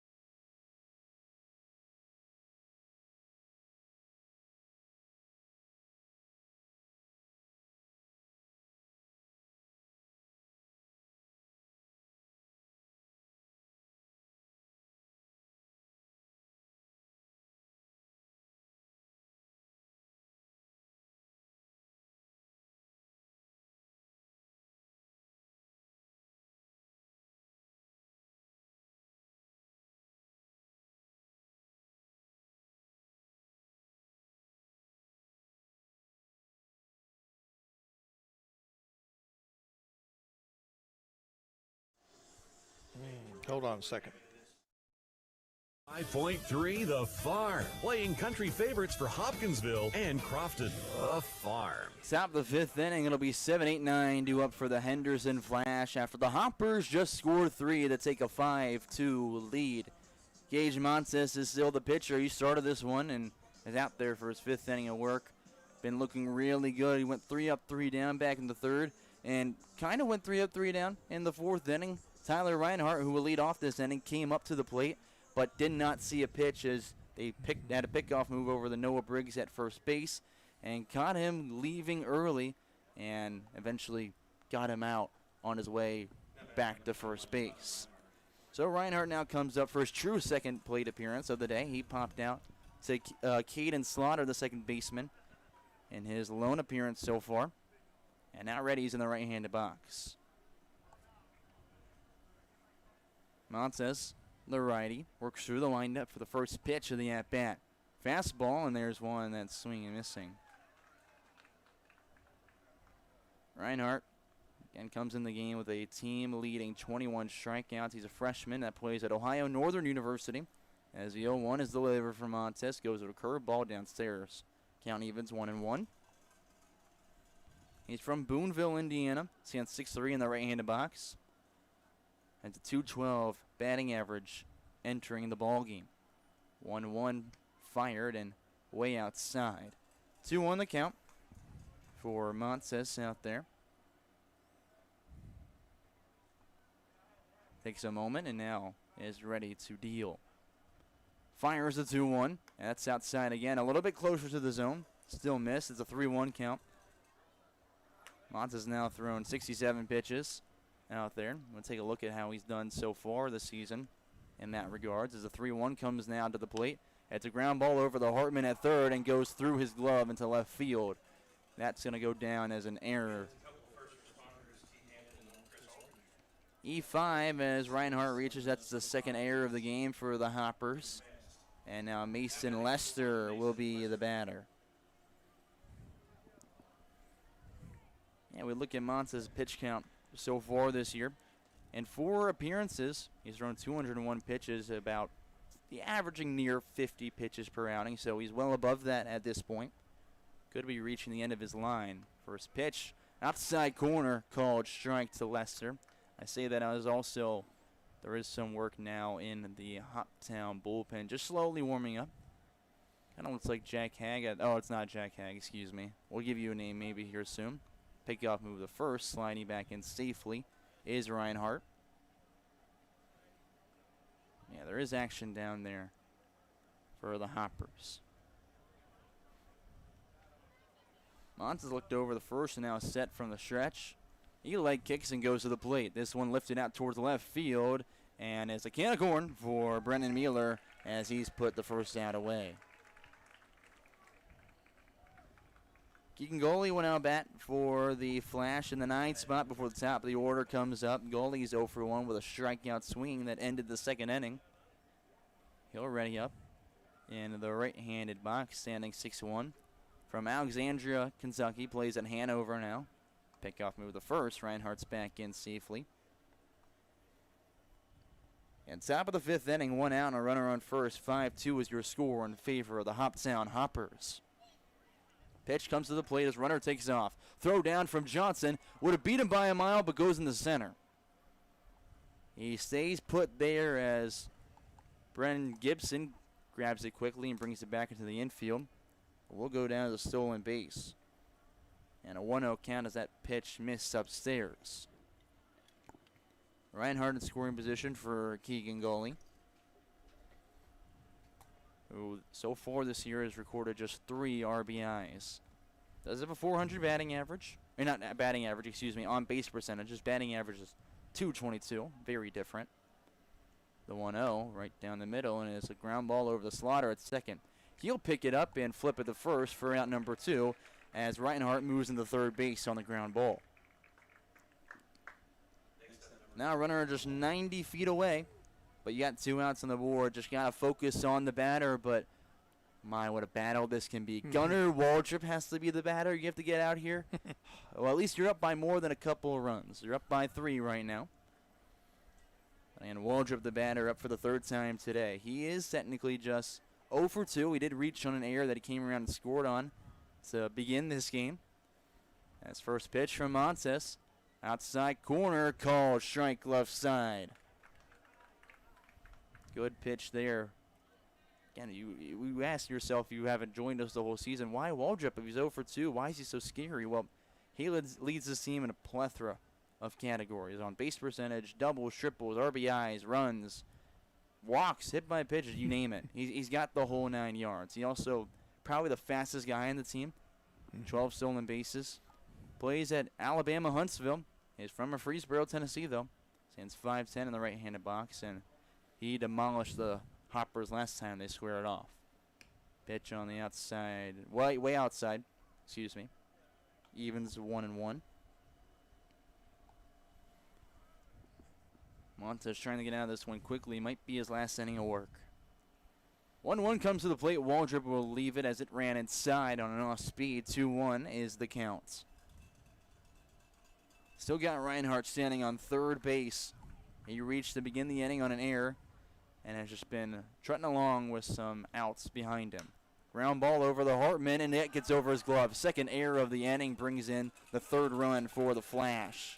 Hartman has looked really good defensively this year, and it's biting him right now with the turf monster as Waldrop moves into second on it as well.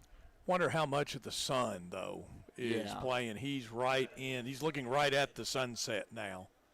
Not making excuses, but, you know, he's got the sun right there. He's got probably the toughest battle of anyone in the field. If you're watching this right now, but if you're listening to 95.3 The Farm, you look at the field, pretty much everyone is shaded besides third base, and that sun is literally right in his eye. It's probably terribly difficult to read. So I don't blame him for missing those. They were tough hops anyways, even if he didn't have the sun.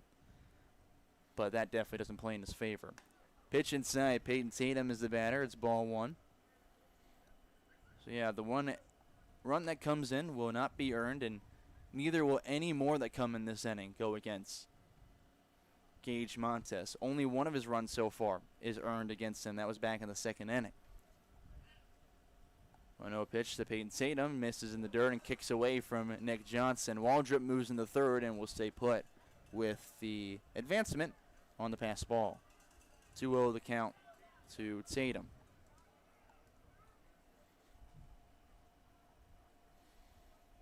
Again, you go back to the game last time they faced. Peyton Tatum was 2 for 4 with a walk, had a base clearing triple, and leads this team in every category that Waldrop doesn't. 1-1 pitch, as I apparently missed a strike. That one swung and missed, and that makes the count 1 balls and 2 strikes. Completely changed the at-bat from a 2-0 to a notice 2-1. The scoreboard. Now they change it back to 2-1. I was correct. Yes. Okay. Trust me, as I said the other night at Paducah. The 2-1 comes in, and that one curveball right at the letters for strike 2.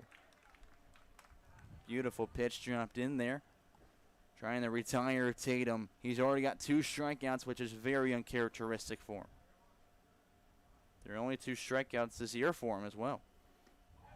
Swing and miss there for the third strikeout. He's got a hat trick against Tatum in this one as we check the Michael Venable State Farm scoreboard on no hits and a pair of errors. 1 run comes across for the Flash. They now trail by 2. It's 5-3 in favor of the Hoppers, as we'll be right back with the bottom of the 5th here on 95.3 The Farm.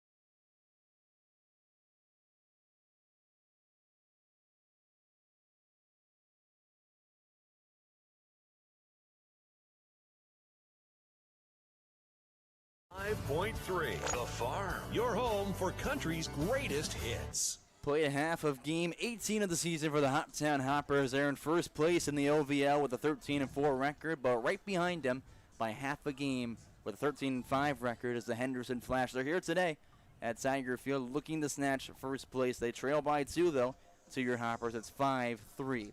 To begin the inning, it'll be 3-4-5. Due up with Evan Jacob, the pitcher. He'll be facing Travis Combs, who came in last inning, only saw one batter, and delivered a strikeout against Chance Sweeney to end a 4th inning where 3 runs came across. Lefty on the mound delivers to the right-handed hitter, and it's way outside with a fastball for ball 1. Jacob is 1 for 1 with a single and had a sac fly back in the first inning out towards center field that brought in Brennan Gibson. 1-0 pitch, high and away again. 2-0 the count. Jacob, a guy who, again, loved to get a hit here, but you'll take getting on any way possible. He got on the last time they faced him and scored as the only run against the Flash. Ground ball on the left side, foul. Fielded by the third base coach, Max Kirby, who I got to give a shout-out to. Happy birthday to Max Kirby. Much love to him. He's a terrific guy to have around with this program. Not only is he, of course, a great baseball mind, a great baseball coach, but makes the players all feel very comfortable and have a lot of fun. It's summer ball. It's what they're here for. Pitch outside, 3-1 is the count. So they have a lot of fun with him, and he makes sure they're all right and ready to go, and has some really good game plans out there as well. Got to give him credit. Happy birthday to you. 3 balls, 1 strike. Pitch to Evan Jacob. He'll swing at it, and it's found at a play on the right side. Got runs full for Travis Combs on the mound, as the Chalmette, Louisiana native steps back into the right-handed box. Looks in for the sign, and now Combs accepts. Leg kick to the plate, inside for a walk. The leadoff man is on. That brings up the cleanup hitter, Evan Leonard. Like that, back-to-back Evans in the order. Not like we needed any more Evans. We've already had Evan Jacob. We already get Evan Woodward. Now Evan Leonard. It's going to confuse me anytime anyone says Evan when we're on the road. Like, yeah, Evan, can you do this real quick? It's going to be, which one? 3 of them now. Well, you're going to like Evan Leonard, though. We'll gladly take him. He's 0 for 2 so far today, but also had a really good spring with Cleveland State Community College. First pitch to the right-handed hitter. Outside and high again for ball 1. That's how he started off Jacob. He's not missing very well. Talked about the spring for Leonard. He's a two-way guy for the Cougars. He batted .331 and 172 at-bats this year. As he'll ground one over to the third baseman, he'll pick it up, throw the second for 1, over the first, a 5-4-3 double plays in order, and 2 are out in the inning. My bad, I might have just jinxed him there with that one. But to finish that real quick, Leonard, really good batting average. Also pitched a little bit, had 5 appearances, and threw 14 total innings for Cleveland State Community College. Could see him as a two-way here. Not sure what his restrictions might be, so I'll have to ask about that a little bit later. Brendan Mueller, the batter. He's 0 for 2 with a ground down and line out towards right field. Pitch in the dirt for ball 1. That's the one that went all the way out to the edge of the warning track, right on the wall, and was caught by Froelich. And again, if he wasn't there, that debatably could have skimmed over the fence for a solo line drive home run. 1-0 pitch, down and away, misses glove side for ball 2.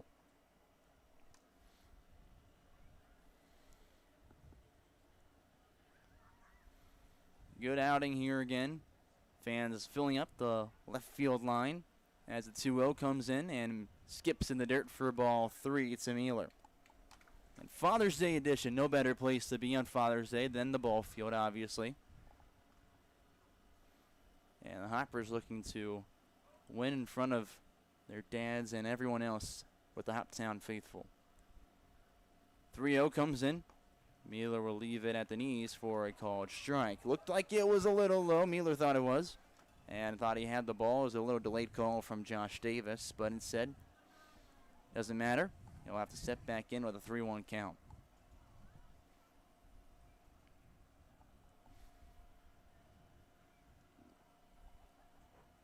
Combs now sets again with a 3-1 pitch. Out of the plate. Mueller out towards shallow left field. Shortstop calling it, and he's got it. That's Noah Briggs for the final out of the inning. As we check the Michael Venable State Farm scoreboard, Hoppers go 3 up, 3 down. They still lead 5-3 as we head to the 6th on 95.3 The Farm.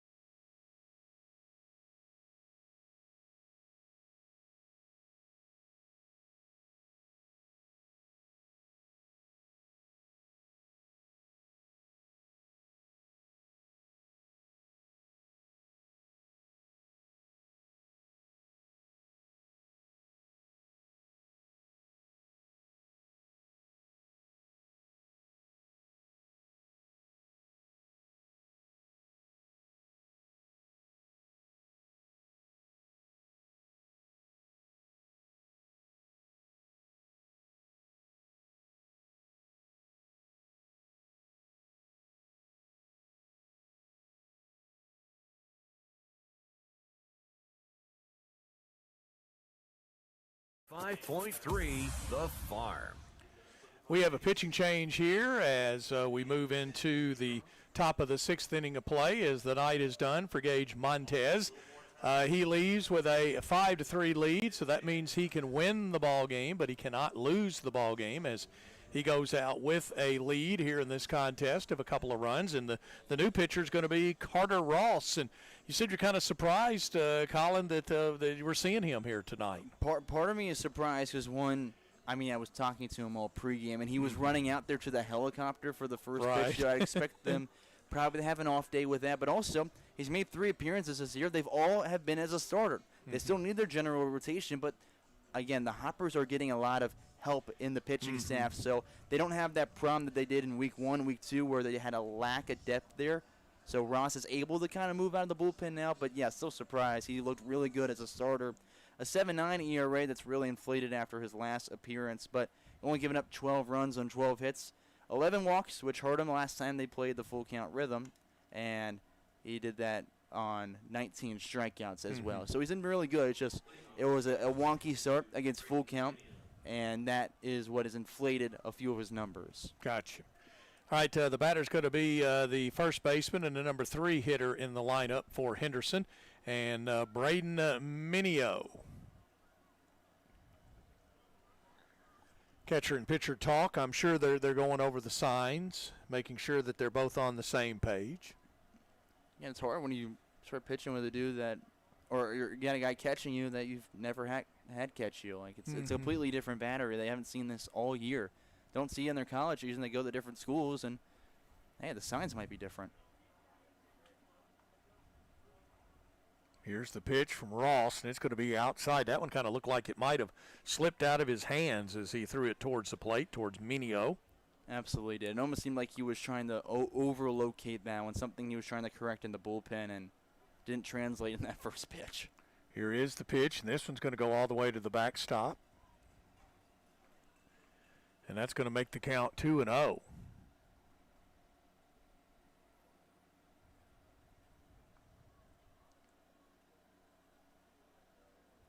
Minnie is also a guy, if he gets on, can run quite a bit. He's got 7 stolen bases and recorded 13 runs this year. Here's the pitch. And it's low for ball 3. So Ross in the hole here at 3-0.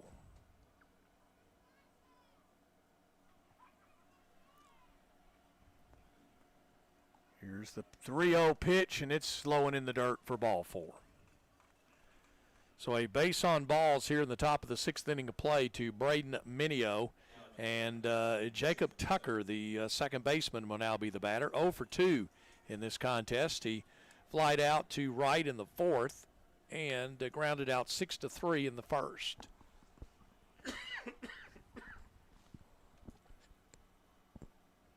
5-3 is our score. Hoppers on top. Here's the pitch from Ross, and it's strike. Looked like a strike from where I am sitting, but I wanted to wait and make sure that home plate saw it the same way that I did. Weirder things can happen, absolutely. I know it, yeah. Here is the pitch, and it's going to be outside.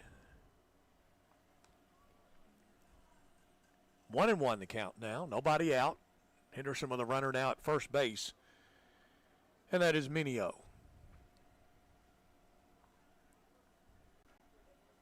Throw over, and he gets back in time.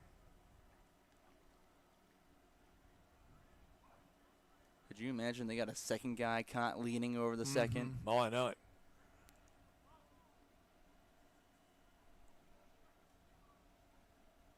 Ross set. Here comes the pitch. It's going to be outside.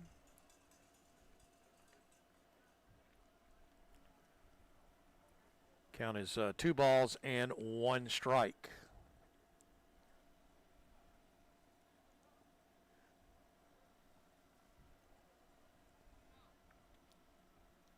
Here's the pitch from Ross, and it is going to be low for ball 3. 3-1 now the count. Jacob Froelich is on deck.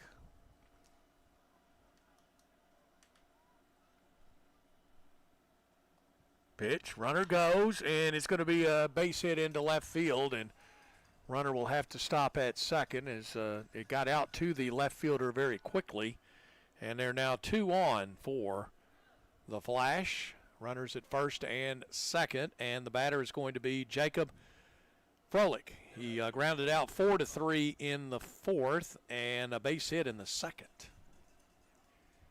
Another one of those left-handed hitters in the lineup for Henderson tonight.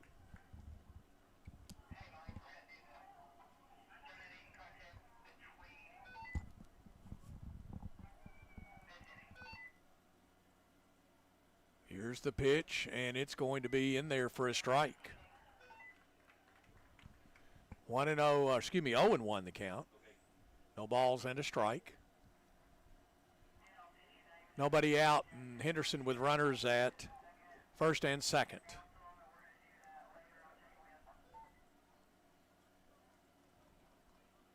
Here's the pitch, and here's one hit into right, but it's going to go foul. Whew. What about yard, 3 feet, something like that? Pretty much. Yeah. Would have been at least 1 run coming across, too, if it ended up staying fair, not hooking.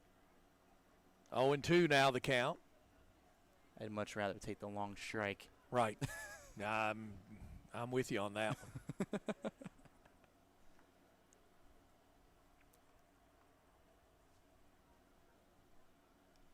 0-2 the count.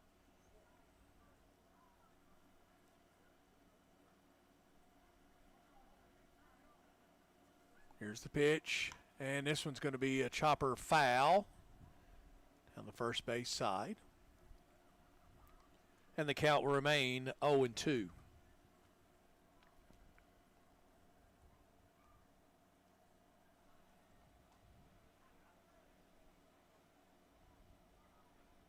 Batter's back in the box.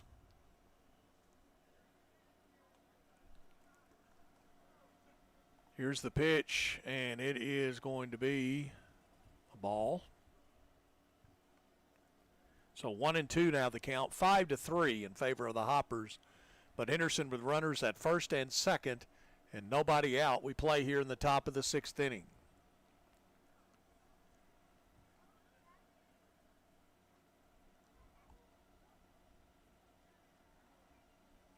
Ross looks back at second. Now he'll come home with a plate, and it's going to be a base hit.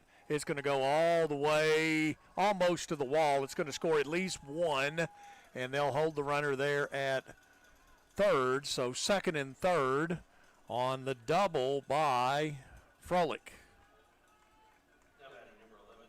And Henderson gets a run across to make it 5-4. And again, nobody out, and runners at second and third. And Noah Briggs, a double in the second. He walked in the 4th, so 1 for 1 tonight for Briggs. And this could be an inning-altering moment, a game-altering ending as well, with Two in scoring position, a really good batter.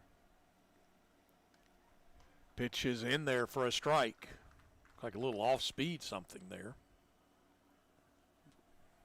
Gorgeous pitch. Yep. Here's the pitch, and this one's high to even the count, 1 ball and 1 strike. You know, he went back to that curveball, and I think the thing I noticed was that he just didn't follow through as hard as he did. He snapped down really hard like you're supposed to with a curveball.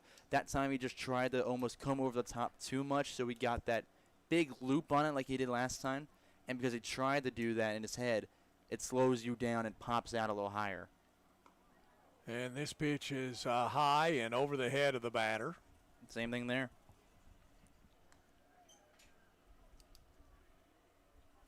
Two balls and a strike now to the batter.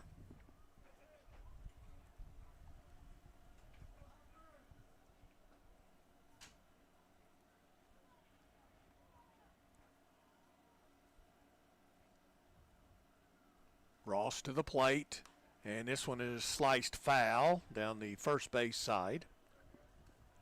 Evens the count at 2 balls, 2 strikes, but nobody out. Henderson already with a run across. It's 5-4 in favor of the Hoppers. Henderson with runners at second and third.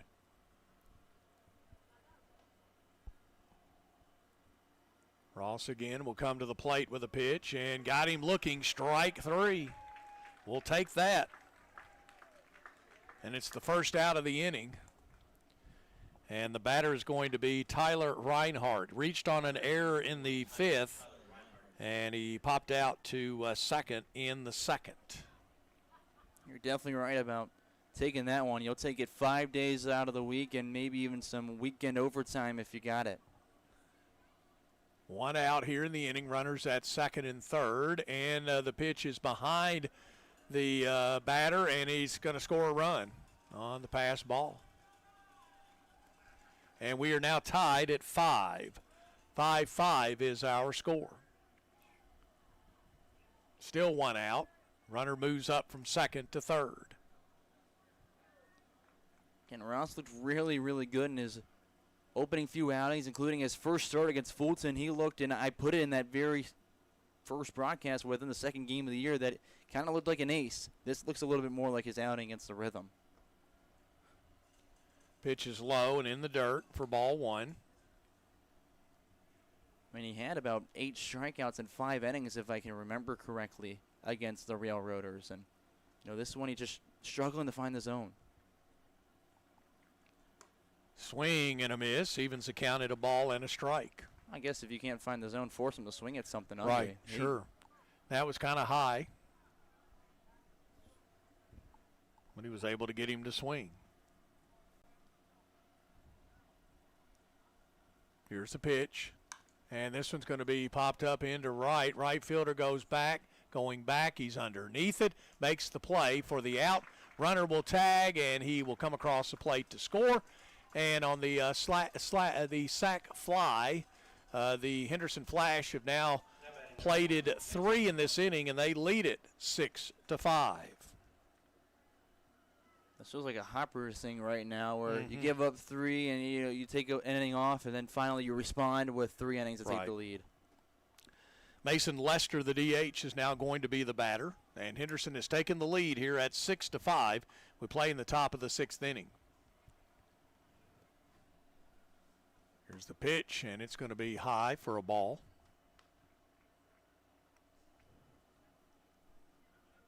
Sixth batter to come to the plate in this inning for Henderson in Lester. The pitch, and it's in there for a strike. Evens the count at a ball and a strike.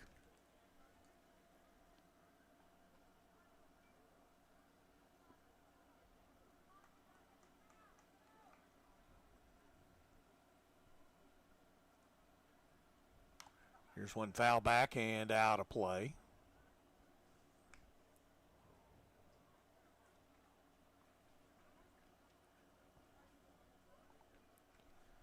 One ball, 2 strikes.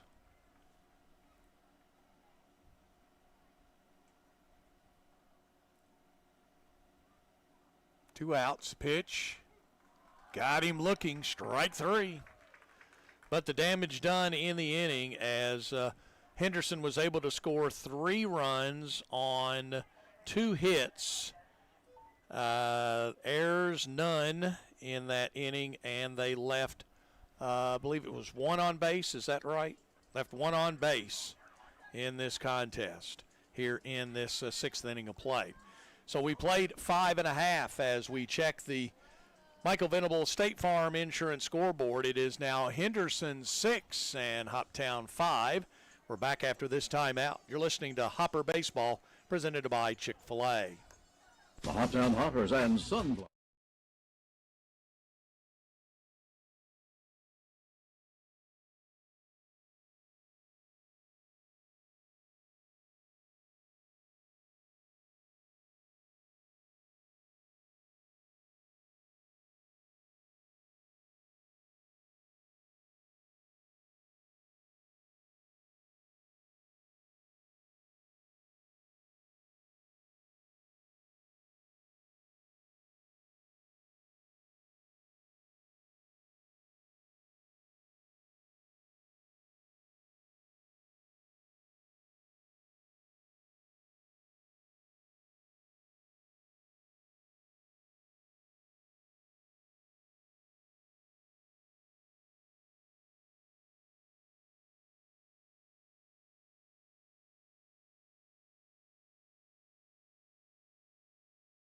Your home for country's greatest hits. 95.3 The Farm. WHOP HD2 Hopkinsville.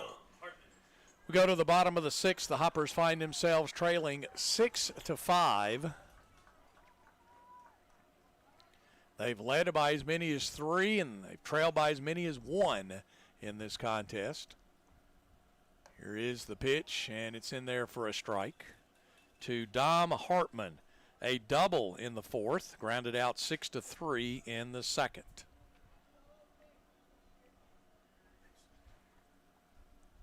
Pitch, and here is one roped into left. It's going to be a base hit. Let's celebrate another Hopper segment. Don't forget to book your next celebration. Hartman's just a base hitting machine. Yeah. Now a team leading 21 hits. That'll bring his average probably near, if not above, 350 at this point. The batter is going to be Nick Johnson, the catcher. He is 0 for 1 with a walk in this contest.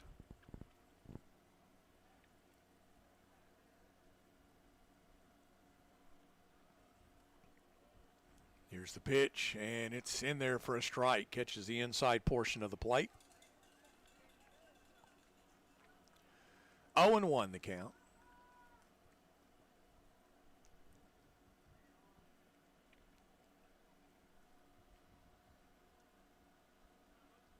Here's the pitch. They'll throw down quickly to first, but the runner gets back.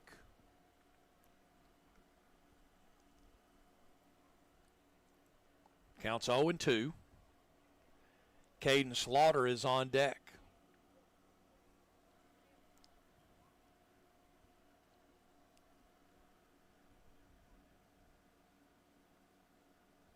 Here's the pitch, and this one's going to be hit for a base hit. And they're going to go ahead and send him around, and Hartman's going to third, and now they're going to throw down to second, but there's nobody there. And so it's a base hit, back-to-back base hits. Nick Johnson with a base hit, and then he took second on the throw to third, and Caden Slaughter will now be the batter.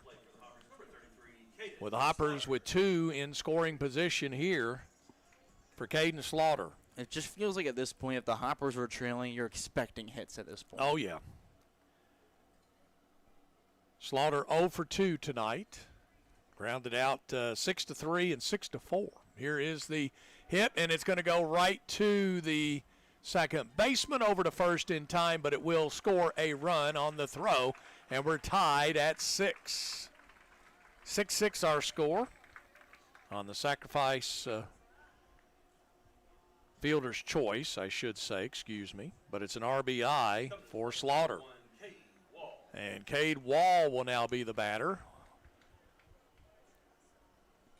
as Johnson is at second base.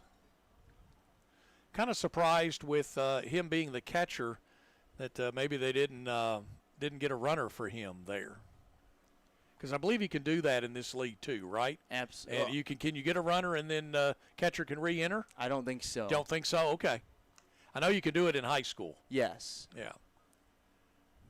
No, they'll give Nick Johnson a runner quite a bit of times, and if it's still this close and he's on in the eighth or ninth inning, they probably will. Mm-hmm. But still plenty of time to go. And it's a bunt, and it's going to go foul.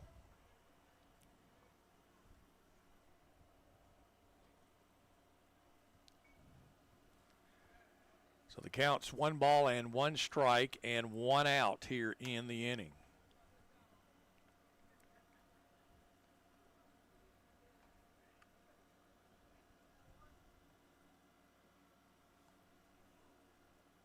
Here is the pitch, and it almost hit him, but it's inside for ball 2. So 2-1 the count now.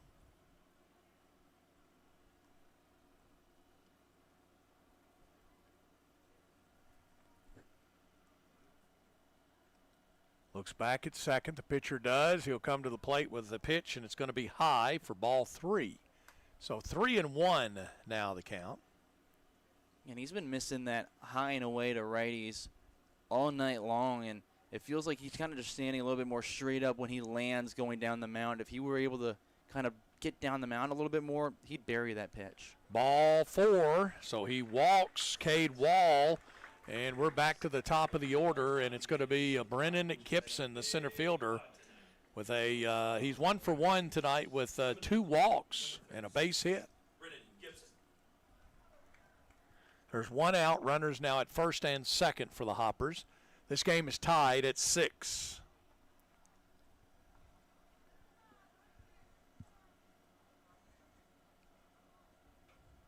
The pitch. And it's in there for a strike. 0-1 the count now with 1 out.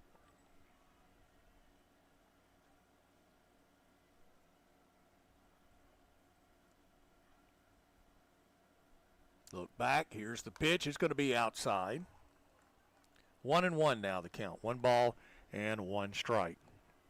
And even though I just gave a little advice of, hey, you got to work down the mound just a little bit further, and that's how you bury the pitch in the zone, I'm very happy with him not taking that advice until after this game. Right.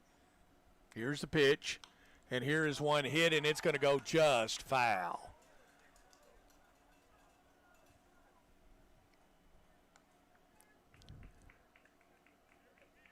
You know, with the speed that Wall has, he might have been able to score from first if that had gotten into the corner. He would have been trying to, I'll tell you that. That's for certain. Johnson would have scored, and Wall, yeah, the speed very well could have. And here's one hit into right, and it's going to hit right in front of the right fielder, and everybody's going to go up a base, and now the bases are loaded with 1 out, and the batter's going to be Chance Sweeney. Gibson continuing his night. He's now 2 for 2. Has reached all 4 times he's come up. What I say, he's going to be a really big fan favorite in my assumption. Mm-hmm.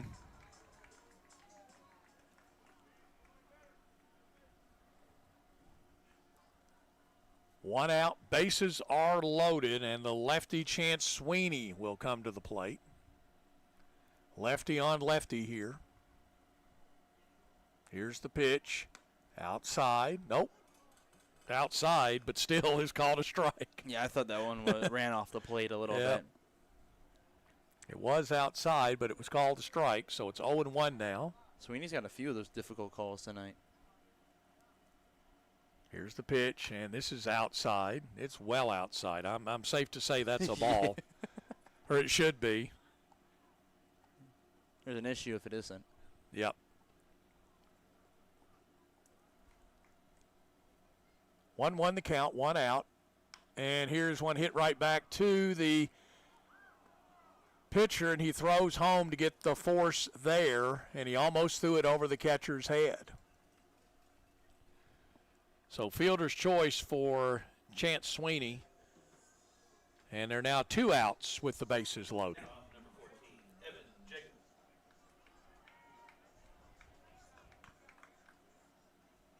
This is another spot that would hurt. That bases loaded in less than 2 outs. You really want to take the lead right now. And we might have a pitching change. Head coach is coming out, J.D. Arndt. And he's clapping, and I think he is going to take the baseball. Yep, he's going to take it. So that'll be all for the Henderson pitcher. Game is tied at 6-6-6. Back to tell you about the new pitcher right after this. You're listening to Hoptown Hopper Baseball, presented by Chick-fil-A.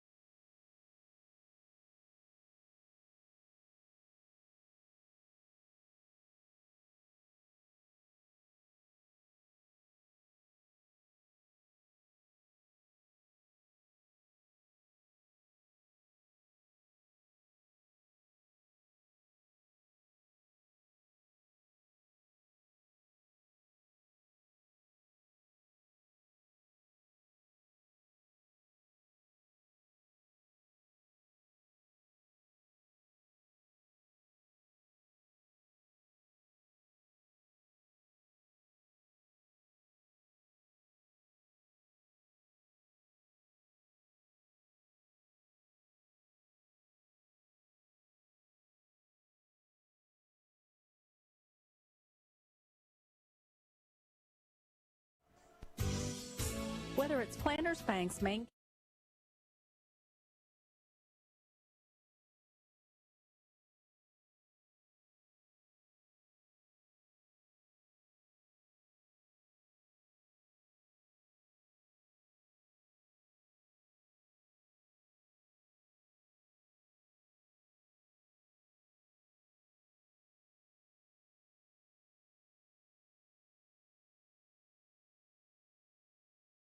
.3 The Farm, playing country favorites for Hopkinsville, Oak Grove, and Fort Campbell.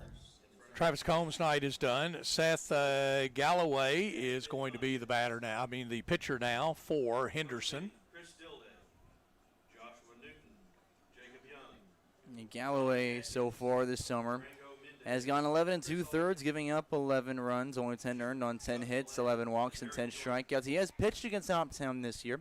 That was back on June 6th. He went 2 1/3, where he gave up 4 runs, 3 of them earned on 2 hits, 2 walks, and 2 strikeouts. So the Hoppers did pretty well against them.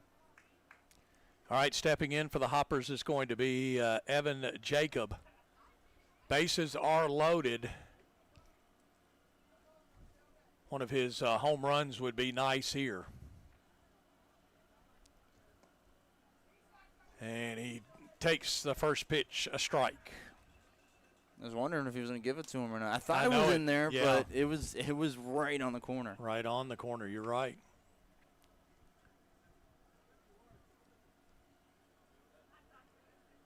Here's the pitch, and it's going to be popped up. First baseman gets underneath it, makes the play, and Henderson gets out of the jam. Although the Hoppers do score 1 to tie it up. There were 3 hits in that inning, so 1 run on 3 hits.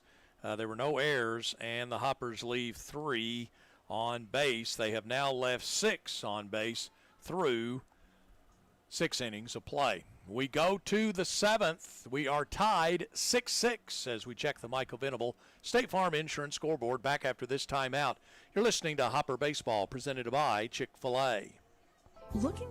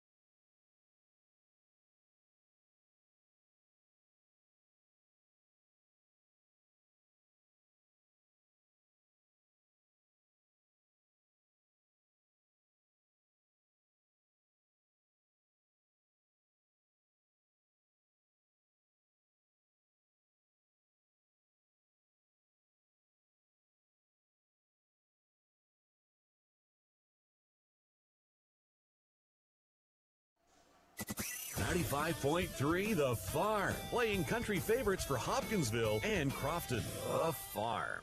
The new pitcher for the Hoppers is going to be Reed Hayes. Yeah, Reed Hayes is out there to make an appearance. He hasn't pitched in quite a bit. He's not a normal pitcher, but he's had 3 appearances so far this summer for the Hoppers. He's gone 4 1/3. And he's given up 4 runs, all earned on 8 hits, 2 walks, and 4 strikeouts. He did very well all the way back in his very first outing. He pitched against the full count rhythm, went 2 scoreless against them. So he felt really good about that and hopes that it carries into this one when you've got a really tight ball game. 6-6 is our score. Hoppers and Henderson. Of course, these are the top 2 teams in the league. Henderson coming in winning 9 of their last 10 ball games. Hoppers have won 7 of their last 10. And we knew this would be a good one tonight. Absolutely. Or at least had hoped it was going to be a good one. I think anyone would have been shocked if it wasn't. Whether it was good offensively, defensively, we said, or at least said beforehand, that it'd be an offensive dogfight, and that's what we're getting in this. Still with some good pitching and defense. King and Gully with 1 hit to the first baseman. He'll scoop it up, go unassisted to touch the bag, and that's going to be out number 1. So unassisted for the first baseman. Still a little closer for my my comfort. Fair, yeah. I mean, I like the way Leonard played that. Didn't exactly fully rush it because it was getting out there at a decent speed. Right. And it landed right on the lip of the grass, so where instead of bouncing up like it should have and you expect, it died and just rolled at his feet, so he's able to flip his glove quickly and grab it to run over the first for the out. Back to the top of the order, it's going to be Gunnar Waldrop, and he hits one to third. Third baseman will throw over in time for out number 2. As that goes from Hartman to Leonard, and boy, with the sun being down, it does make a difference Absolutely over at third. And that was the hardest hit ball to him all night. Right. He made it look way too, like that's a ball that not many guys are going to love to stand in front of, and he made it look really easy over there. Yeah, the sun being down is a huge benefactor for the Hoptown Hoppers. Peyton Tatum is now the batter. He has struck out all 3 times he's been to the plate. And the first pitch to him is a strike looking. 0-1. Pitch is low for a ball, evens the count at 1 ball and 1 strike.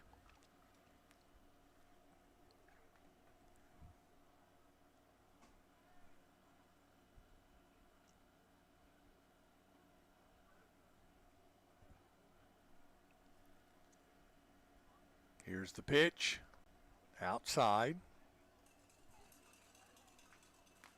I don't know if you noticed, but he pretty much just throws the fastball and the fastball only. He'll sometimes drop an off speed in there, but that's his thing. It's like, I just got to make sure I'm throwing the fastball over the plate, and then I can worry about everything else. Here's the pitch, and it's going to be high. That makes it 3 balls and a strike, 2 outs. 6-6 our score, Henderson and Hoptown. He'll tell me that every now and then when he warms up in the bullpen, he still throws it like he's throwing it from the outfield and it tails away. Here's the pitch, and it's going to be low and in the dirt. So that's going to be a base on balls for Peyton Tatum, and now Braden Minio will be the batter. He's 0 for 2. He's popped out to left. He's popped out to third, and he's walked. So 0 for 2 in this contest.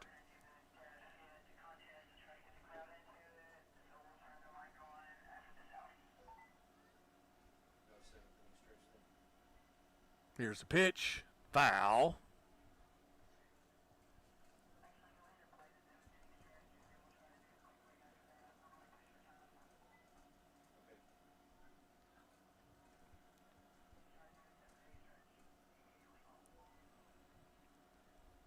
Oh, and 1 the count with 2 outs. Here's the pitch, and it's going to get away, and the runner's going to take second as the ball goes to the backstop. So now the count's 1 ball and 1 strike. After Reed Hayes starting off so strong, please don't let this get away. I want to see him kind of go up and get out of this inning against scoreless. That would be a lot of fun to talk about postgame.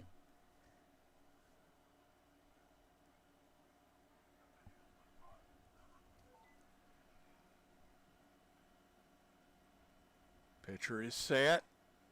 It's Hayes, and he throws it across for a strike. Powerful pitch right there. I was going to say, he's got a strong arm in the outfield, and it translates to the mound to where his fastball can gas it up a little bit. 1-2 the count now, 2 outs. Runner at second for Henderson. We're tied at 6. Here's the pitch, and it caught the outside corner, strike 3. Got Minio looking for a strikeout. So in the inning, there were no runs, and there were no hits, no errors, and 1 left on base. It's 7th inning stretch time. We'll take a break as we check the Michael Venable State Farm Insurance scoreboard. 6-6, Hoptown and Henderson back after this. You're listening to Hopper Baseball on 95.3 The Farm.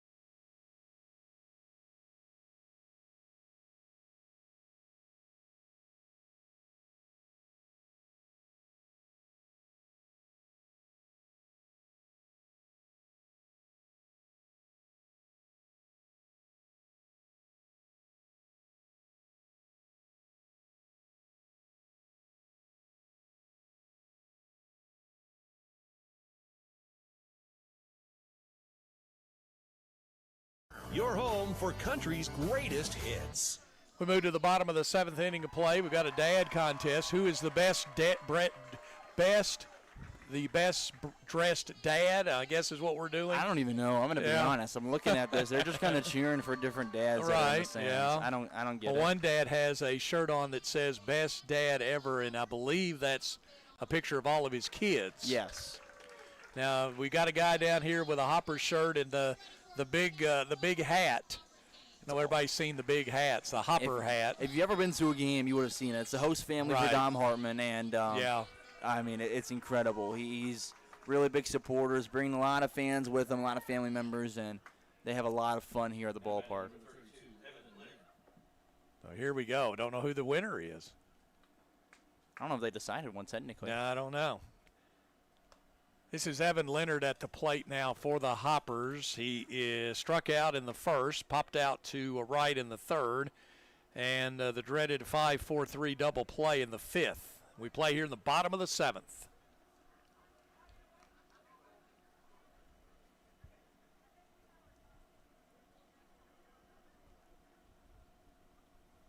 Pitcher is set. He comes to the plate. This pitch is low. So now it's 2 balls and 2 strikes.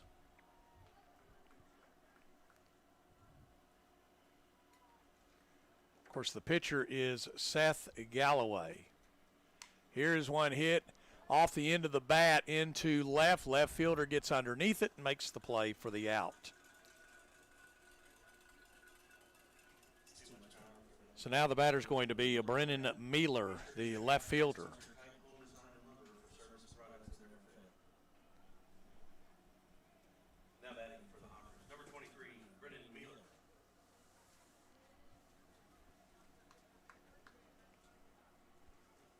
Brennan Mealer is now the batter. He is 0 for 3 in this contest tonight.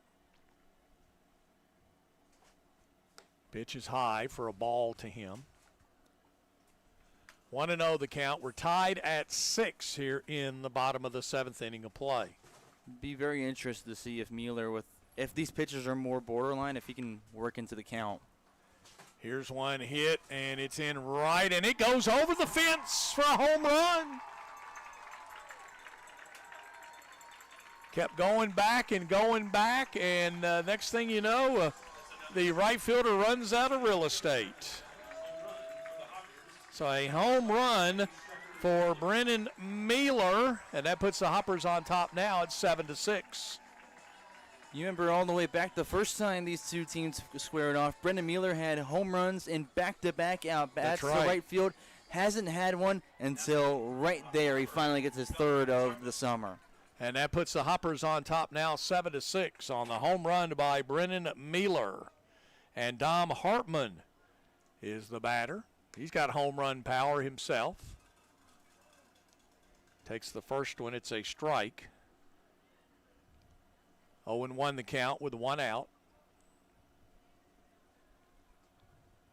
Here's the pitch, and this one's hit right up the middle, and it's going to be a base hit for Dom Hartman. Get something cooking here. Why not? Go ahead and tack on a few more and give your pitchers some room to work with. It's been a few nights since they've had that in the later portions of the game. Nick Johnson, a base hit in his last time up to the plate. He's 1 for 2 with a walk in this contest.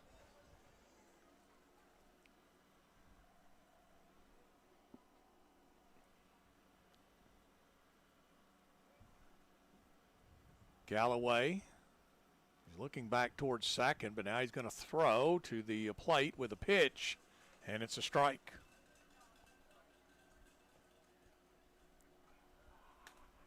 Oh, and 1 the count now. He said now he looks over at first. Here's the pitch. Runner goes, and it's fouled back. And he probably would have been in there, too. Oh, safe. yeah. He had a great jump off that one. Was about 3/4 of the way down to the bag before that ball was even fouled off of Nick Johnson's bat. So, yeah, I would assume he would have gotten in there safely. Count is 0-2 now to the batter, Nick Johnson. Finds himself in the hole. 7-6, Hoppers on top, and it's in there for strike 3. Got him looking. He took one for the second out of the inning, and the batter's going to be Caden Slaughter. Now batting number 33, Caden Slaughter.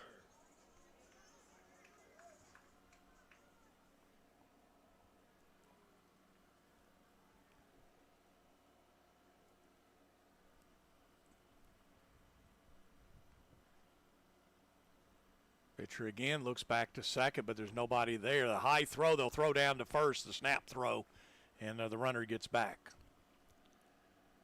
Pitch was a ball, so it's 1-0 the count.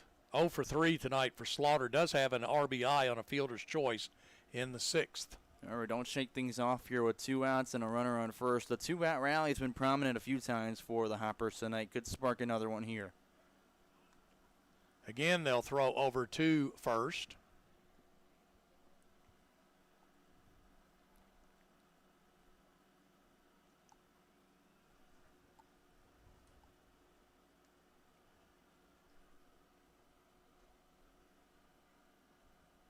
Again, the pitcher is set.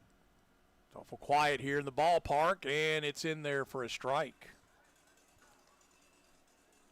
The fans, it was the loudest I've heard them. Obviously, you get loud with a home run, but they haven't got nearly that loud all night besides that portion. And it was a quiet Sunday evening. They're just enjoying a nice evening at the ballpark. But if this one stays a one-run game going into the 9th, I'm sure they're going to perk up a little bit. 1-1 the count with 2 outs. Runner at first. He'll go, and a swing and a miss, and they throw down, and the runner's going to be safe. So the count now is 1 ball and 2 strikes and 2 outs. There's Hartman's second stolen base of the game. He's now got 13 this summer already. Hartman will go on anything hit by the bat with the 2 outs. Well, not technically, because he does not have anybody behind him at first, so he doesn't have to advance unless he wants to, if it's safe. And here's one hit to third. Third baseman scoops it, throws over to first in time for the out as it goes 5-3. But the Hoppers take the lead on a home run by Brennan Mealer over the right field fence. There was another base hit, so 2 hits in that 1 run on 2 hits. There were no errors and 1 left on base. We have played 7 complete as we check the Michael Venable State Farm Insurance scoreboard. It is Hoptown 7, Henderson 6. Back after this You're listening to Hopper Baseball, presented by Chick-fil-A.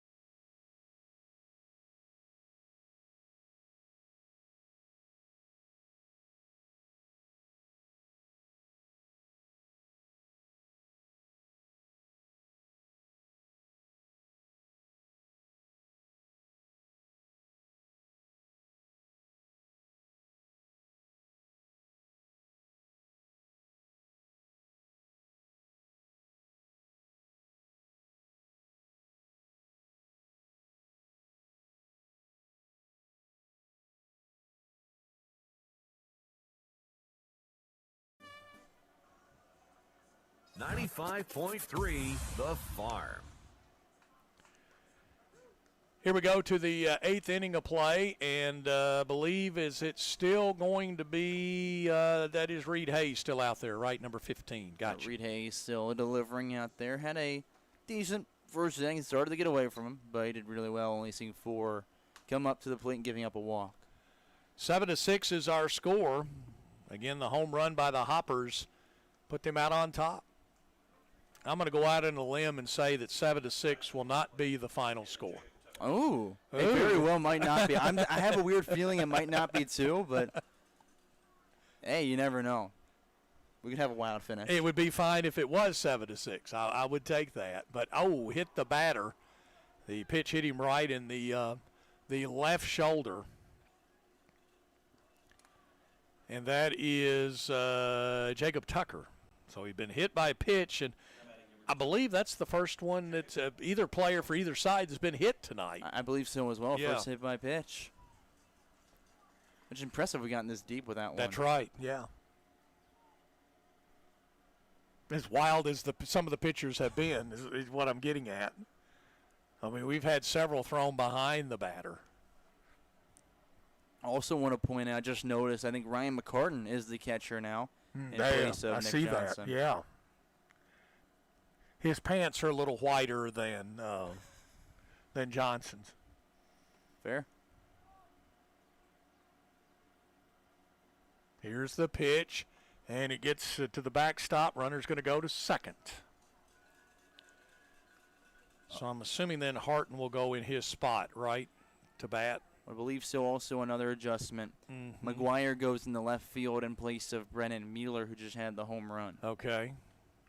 Well, we'll get that when they come to the plate. Here we go.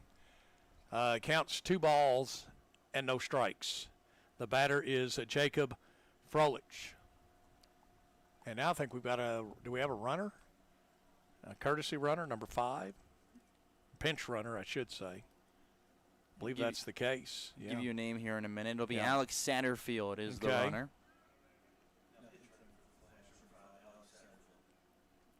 Ironically enough, this is Satterfield's first little bit of action since the June 17th, but he went 12 days without playing, almost full 2 weeks. It was June 5th between June 17th he didn't play.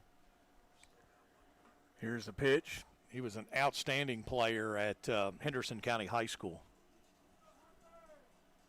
Got 9 stolen bases. Hasn't been caught stealing this summer for the Flash.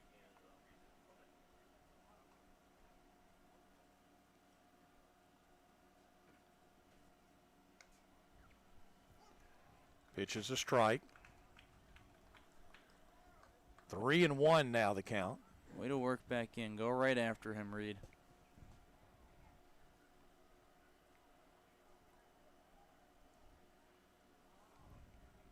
Here's the pitch. And he walked him. So now runners at first and second. So a hit batter and now a base on balls. There's some slight action down in the pen. I believe it's Evan Jacob who's warming up for the Hoppers, the DH, who in his first appearance also looked really good. Could be seeing him, say the delayed walkout from Max Kirby, trying to give him time to warm up and trying to save Woodward for that 9th inning of work, I'd assume, if he is available to go today. He did pitch last night, 2 innings of work. So they might try to give him some rest, but with 1v2, he might be on the block to come in. 7-6 is our score. Your line score tonight for Henderson, 6 runs, 4 hits, 1 error. Hoptown, 7 runs, 8 hits, and 3 errors. They lead at 7-6. But Henderson has runners at first and second and nobody out. You can imagine without some of these mistakes for the Hoppers tonight, not that they're fully all on them, but some of those little mistakes that have gotten them, this could be a 7-5, 7-4 game right now. And 6 runs on 4 hits, just right. Not the story, honestly, that you see with that line score. Henderson has been doing well at the plate. Here's the pitch, and it's inside for a ball. 1-0 the count. And as Colin said, there is activity in the Hopper bullpen.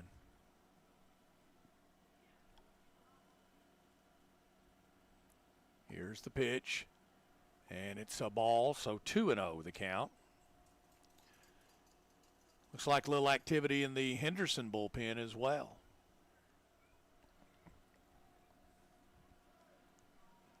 These two teams desperately want this win tonight.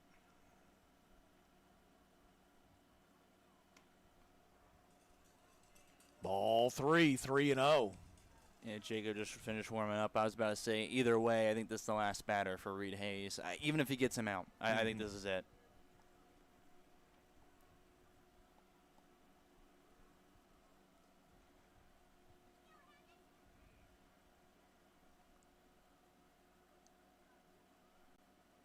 Here is the pitch to the plate, and it's going to go all the way to the backstop, and the runners are going to move up, and actually doesn't matter because it's ball 4.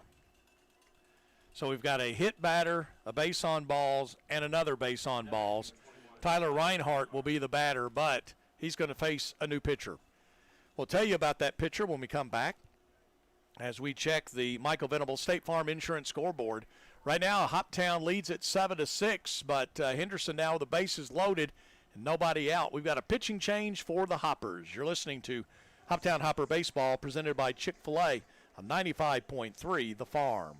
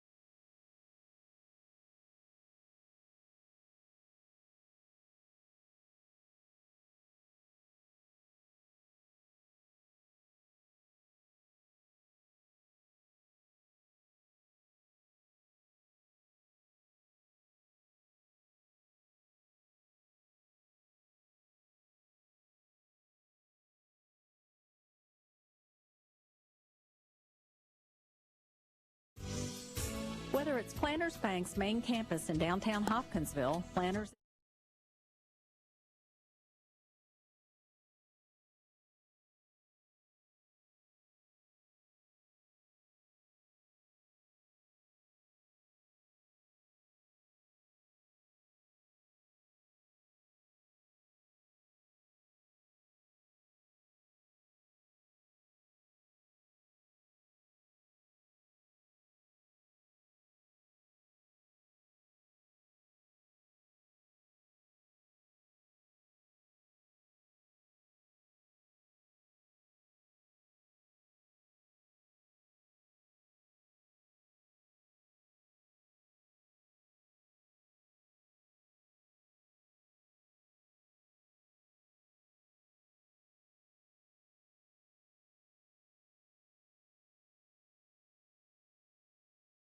.3 The Farm.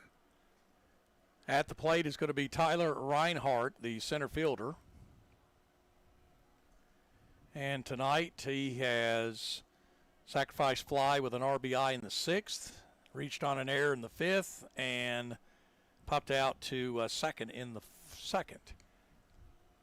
Again, the bases are loaded and nobody out.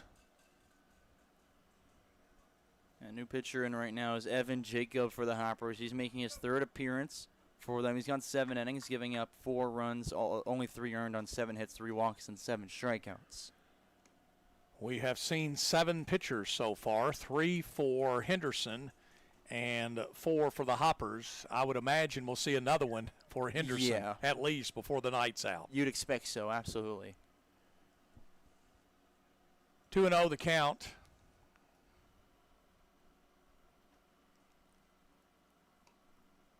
Did he go? Nope. They don't even ask. So now it's 3-0 the count. Nobody out here in the top of the 8th inning of play.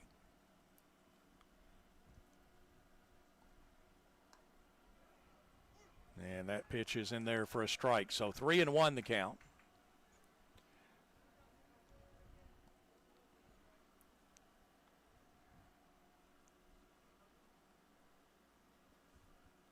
Pitcher is set. Here's the pitch, and it's foul back. So that'll make it a full count at 3 balls and 2 strikes. That pitch was kind of borderline. Probably would have been called a strike, but could have gone either way. He might have just saved him in the at-bat from walking in a run. 3-2 the count. Big pitch here. And it's outside for ball 4 and walks in a run. So 3 straight walks and a hit batter here in this inning. And Mason Lester will come to the plate. And we are tied at 7 and nobody out. Most painful part is when you don't make them earn it. You just kind of give them the runs that, again, in such a critical game, might cost you first place in the league. Right.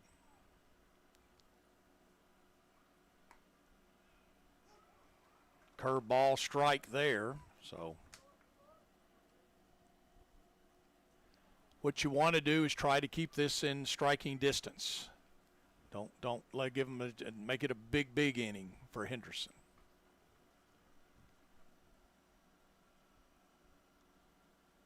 And this is going to be popped up and going for it, and cannot make the play. The catcher did a great job trying to get it, but wasn't able to make the play.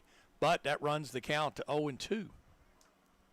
That one was like right up against the netting. If you're unfamiliar with how Tiger Field is, bottom of the backstop has got a little padding there, but above it is just true netting with a good bit of slack, and that's what the ball ran into right before he could go up and catch it. 7-7 is our score.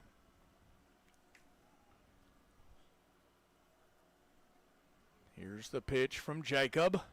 Got him looking, strike 3. So that very important first out. And now if you could get something on the ground and get the double header and get out of this with just a tie score, would be outstanding. But the batter is going to be Keegan Gilly, the catcher. Number 9 hitter in the lineup. Here's the pitch, and it's low and in the dirt. 1-0 the count.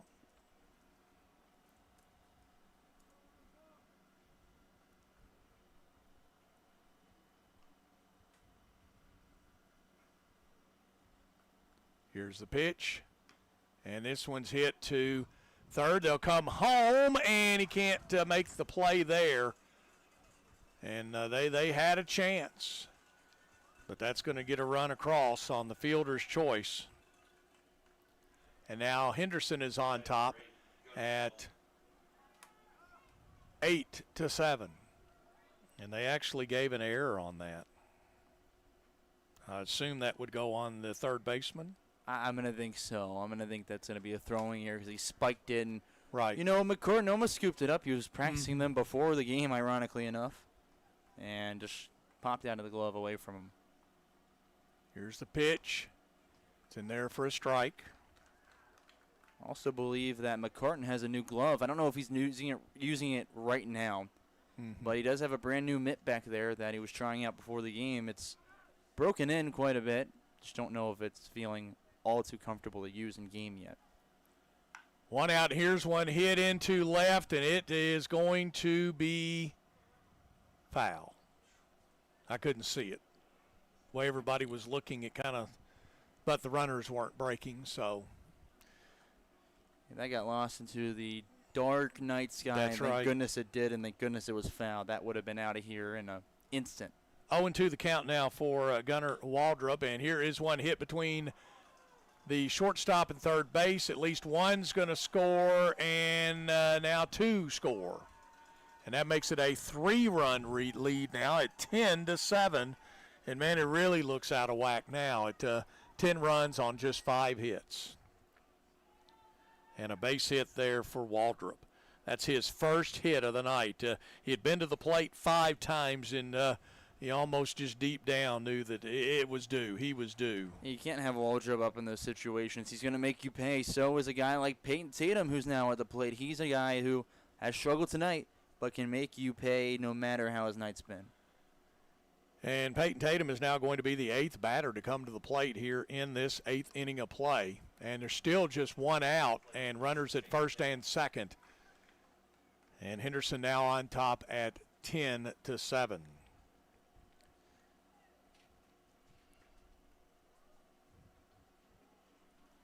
They've scored 4 in this inning of play.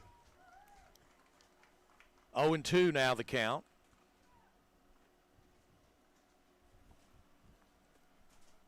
One out. Runners at first and second. It's now 10-7 in favor of Henderson. Here's the pitch, and it's going to get away from the catcher. Runners are going to advance now to second and third.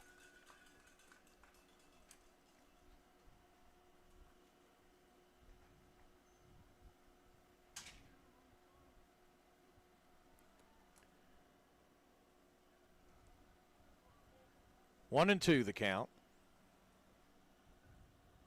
Infield playing in right now as well. Yeah, all 4 coming in. And here is one hit to third. They'll come home, and again, does he get him? He does. Kind of skipped that one to him, and a good job by McCartan there to get the out. McCartan's almost playing as a first baseman, having to scoop it up from the ground. And very quickly moving the glove over for the out. Really good tag from him. So the fielder's choice for Tatum, but they get the force. Or actually, it wasn't a force, but he was coming home nonetheless, and they got him out there. Now they're going to discuss this one here.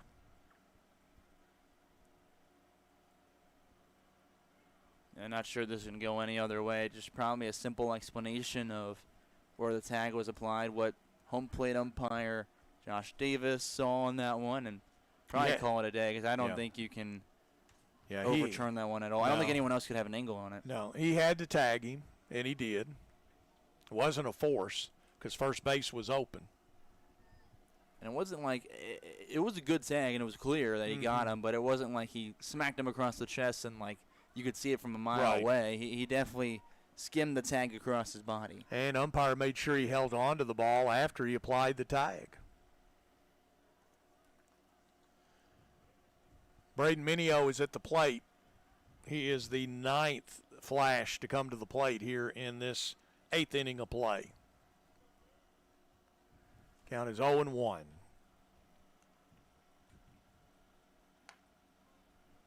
Pitch is outside. 1 ball, 1 strike.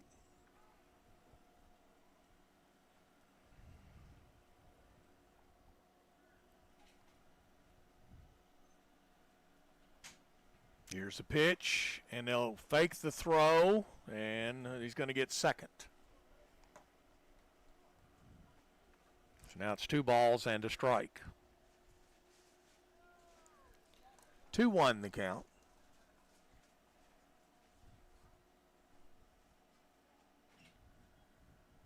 Two outs.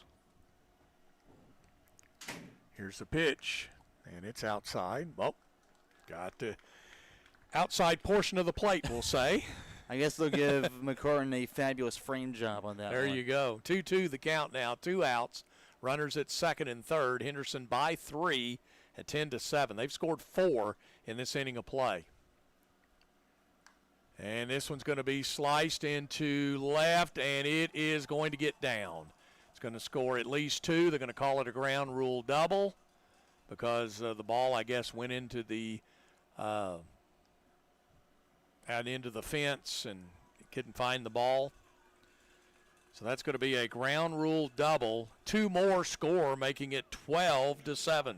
Well, after how close this game has been the whole way, doesn't this ending just look real ugly? A whole stain on what the night's been. And we're back around to Jacob Tucker.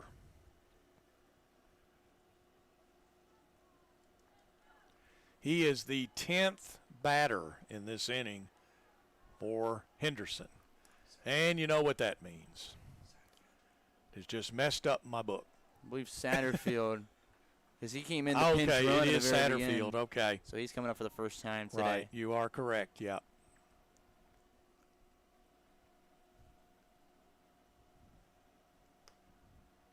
Pitch is outside. Again, this is Satterfield. I hate when they mess up my book. Yeah, I know. I don't like it. Especially when it's the other team, too. Yeah, that's even worse.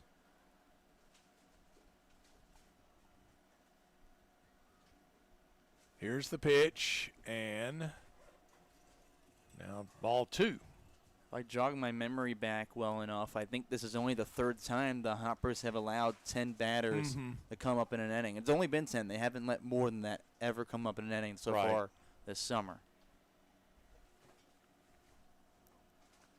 Pitch, and it's in there for a strike.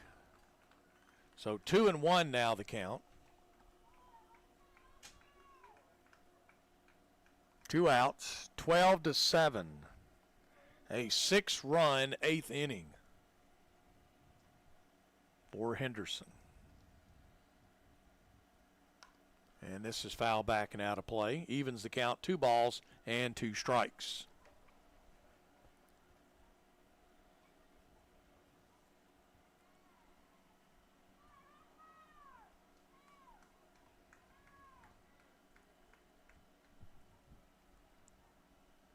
Satterfield back in the box, ready to go. And this one's foul again. Count stays 2 balls, 2 strikes, 2 outs.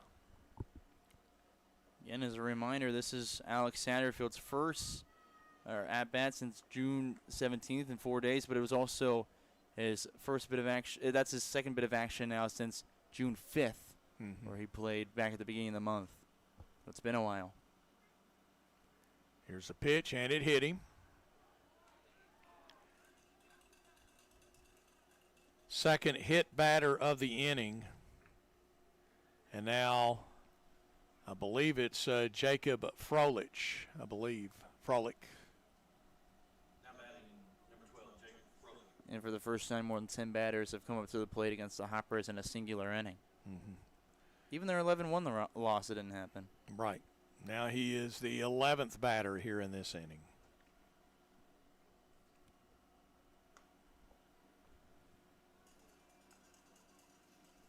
Hmm. 1-0 the count.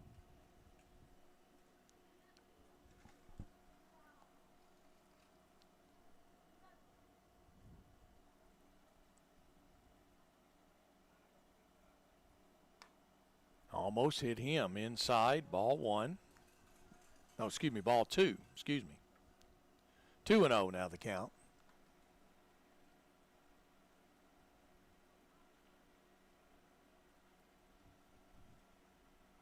Two outs. We're in the 8th inning of play. And a swing and a miss. Went after the high cheese on that one. Yep. Now makes it 2 balls and a strike.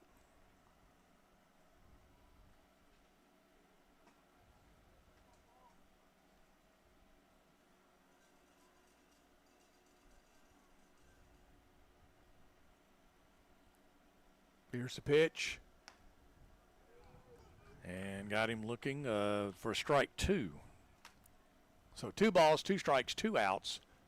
Runners at first and second for Henderson. They've already plated 6 in this inning and lead it 12-7.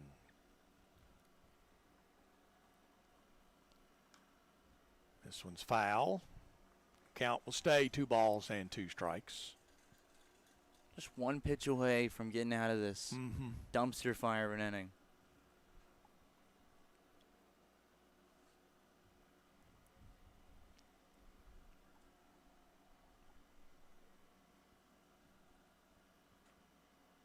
Here's the pitch. And got him looking strike 3. So it comes to a close. In that inning, there were 6 runs on just 2 base hits. 6 runs on 2 hits.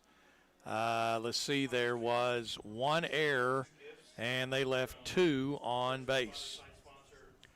So as we check the Michael Venable State Farm Insurance scoreboard, at the end of 7.5, we go to the bottom of the 8th. It is Henderson 12 and the Hoppers 7. Colin will take you the rest of the way right after this timeout. You're listening to Hopper Baseball, presented by Chick-fil-A.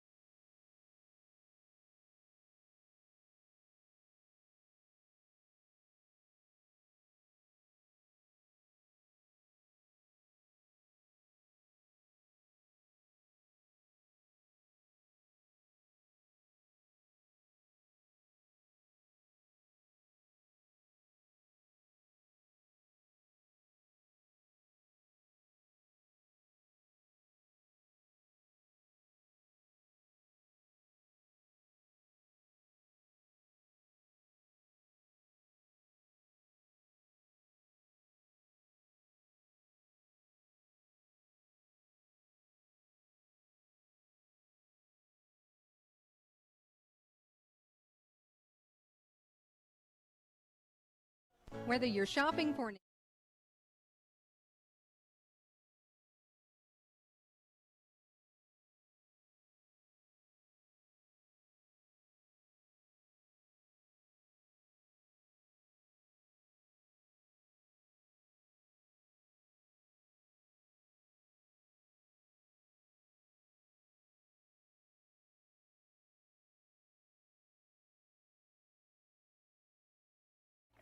.3 The Farm. Playing country favorites for Hopkinsville, Oak Grove, and Fort Campbell.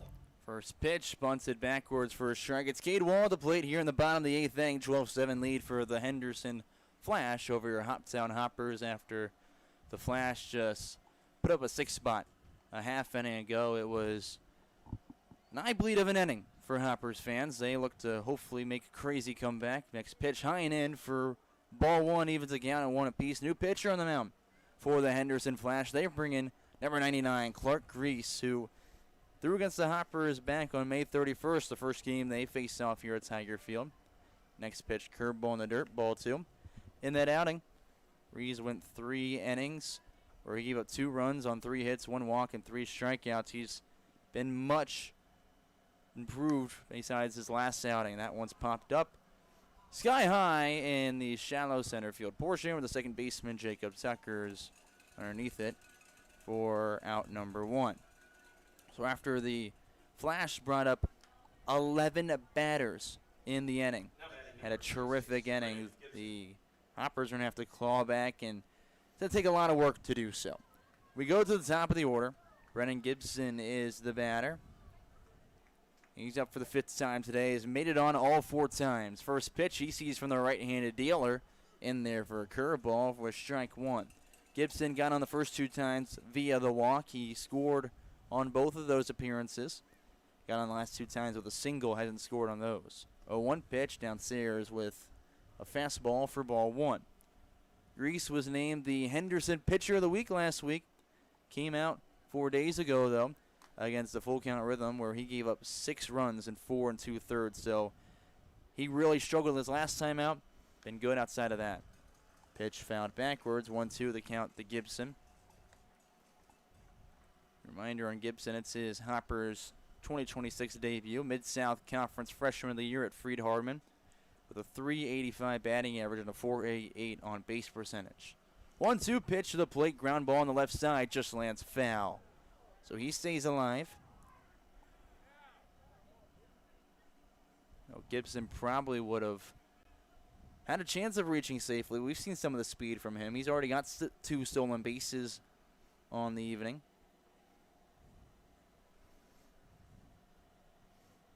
Slowly walks back into the right-handed box and awaits the pitch from the 6'4" right-handed dealer.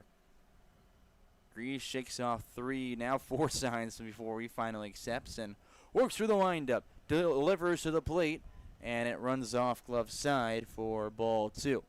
Count evens. Grease is a native of Evansville, Indiana.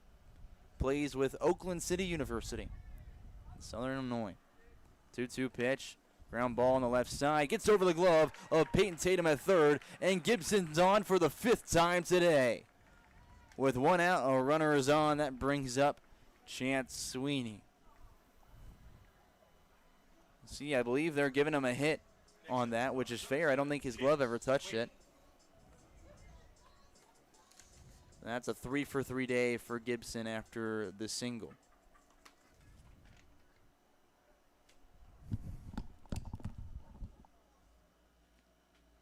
And Sweeney readies in the left-handed box as Grease now set from the stretch. Leg kick delivers to the plate. This one blasted towards right field is going in foul territory. There's a good run and chase after it, and it lands foul, thank goodness. Blocked from our little field of view here. Whether that was caught or not, just had to rely on the umpires and reactions from those in the field. Lands foul, so that's a long strike 1. For Sweeney, we look at his evening. He is 0 for 3, though he reached in the 3rd inning on a walk. He's really due for a hit here. 0-1 pitch delivered, and he swings through it for strike 2. He tried parking that one, and 1 county over. And he's from Russellville, Kentucky. He tried giving his parents back home a souvenir. No balls, 2 strikes with Evan Jacobs standing on deck. And a runner on first here in the bottom of the 8th. Pickoff move over the first, not in time. Remember, the Hoppers trail the Henderson Flash 12-7. Hoppers lead them in the standings by half a game. So tonight, a true battle for first place. 0-2 fired to the plate. Ground ball over on the right side. Second baseman scoops it up. Throw the second in time for out 1. Over the first, not in time. Sweeney reaches on the fielder's choice. So he'll just replace Gibson at first base with 2 outs. Evan Jacob will come up and could really use a 2-out rally right now as you go back to last night. The Hoppers trailed the full count rhythm going into the 9th and were able to complete not only the comeback, but a walk-off victory 5-4 after Ryan McCartan laid down the game-winning bunt with bases loaded. Chance Sweeney came around and scored, and that kept them undefeated at home for the season. Pitch now to Evan Jacob, the righty. He'll swing through it for strike 1. An unlikely scenario that they were going to stay undefeated last night. Faced some really good arms, but when in doubt, they found a way. And what absolute craziness that will erupt here if they're able to do it on Father's Day and First Responders Night. Jacob, next pitch comes in. He'll foul it backwards and is in an 0-2 hole. And Jacob is 1 for 2. Has a single, a walk, and a sac fly. That's his first hit in a couple of games. Finally kind of breaking out of his slump. Let's see that continue here would be quite gorgeous. The 0-2 pitch as a runner takes off. He'll swing through it for a strikeout. Throw down to second. Goes into the outfield, and he will remain there as it doesn't matter. That's strike 3 to end the inning. We check the Michael Venable State Farm scoreboard. 4 batters come up to the plate. Nothing comes across. They trail by 5 as we head to the 9th here at Tiger Field.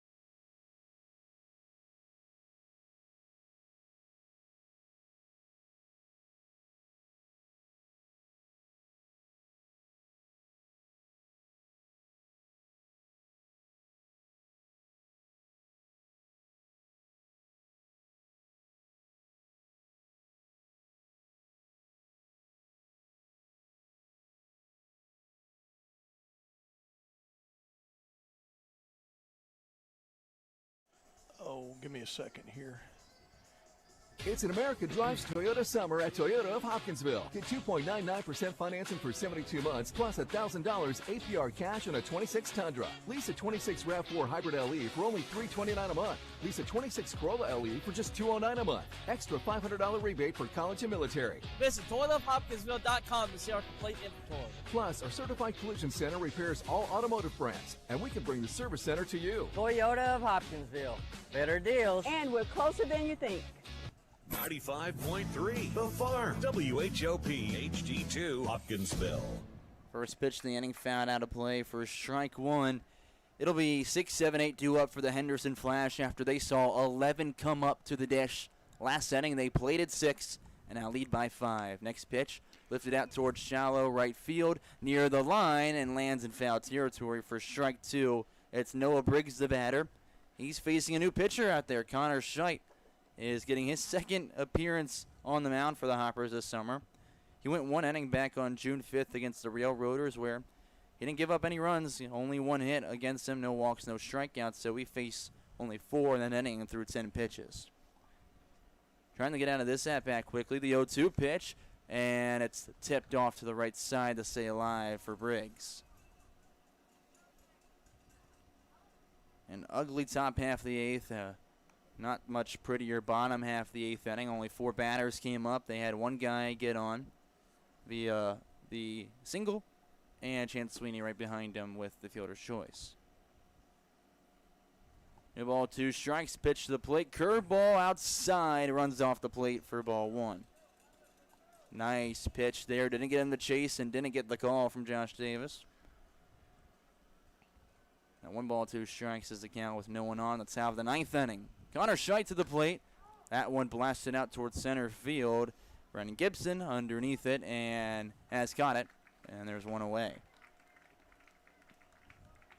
We now go to the 7th spot. Tyler Reinhardt is the next batter.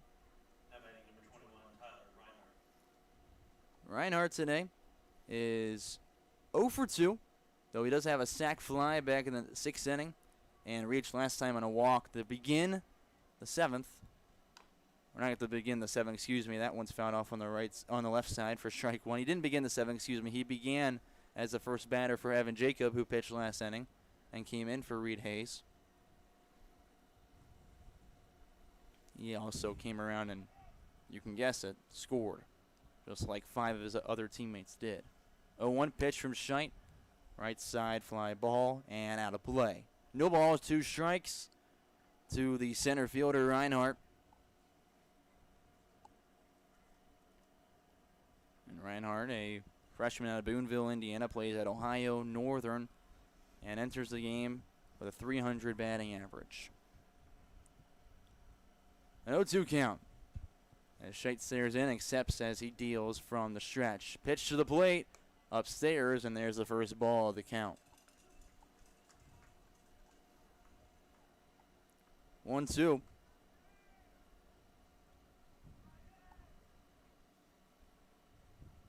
Scheidt again, pitch to the plate. Swinging, missing, sit down, he says, with a strikeout. And there's 2 away in the inning. Nice punch out there for Scheidt. And that brings up Mason Lester with 2 outs away in the inning. Lester has had an ugly night. He's 0 for 4, with 3 strikeouts. Pitch on the outside corner left for a strike. The 3 strikeouts, all of them looking, so he's been dealt the backwards K a few times. Also has a fly out to left field. Should be looking to swing here. The 0-1, he will swing. And that one's fouled off on the left side. You got to keep that bat unchained from your shoulder right now, as you've been looking at too much. No balls, 2 strikes. He's in danger of another. Scheidt, the lefty on lefty matchup, goes inside with a curveball and will miss the zone for ball 1. And just barely did miss the batter. Yeah, I was about to say, it was perfectly in the middle of missing the zone and missing the batter. It really was about to clip him, but bat is still alive. 1-2 delivered on the curveball again. That one dips off the plate for ball 2. Deuces wound up on the scoreboard. 2-2 the count, 2 outs, and no one on the bases here in the top of the ninth. 12-7 is your score in favor of the Flash. Scheidt from the belt. He fires, and it's high and away. Count runs full. Started off with a fly out to center field, then got a strikeout swinging. Is one pitch away for going 3 up, 3 down. Scheidt again from the belt. He fires to the plate. Ground ball on the right side is foul. They'll stay alive.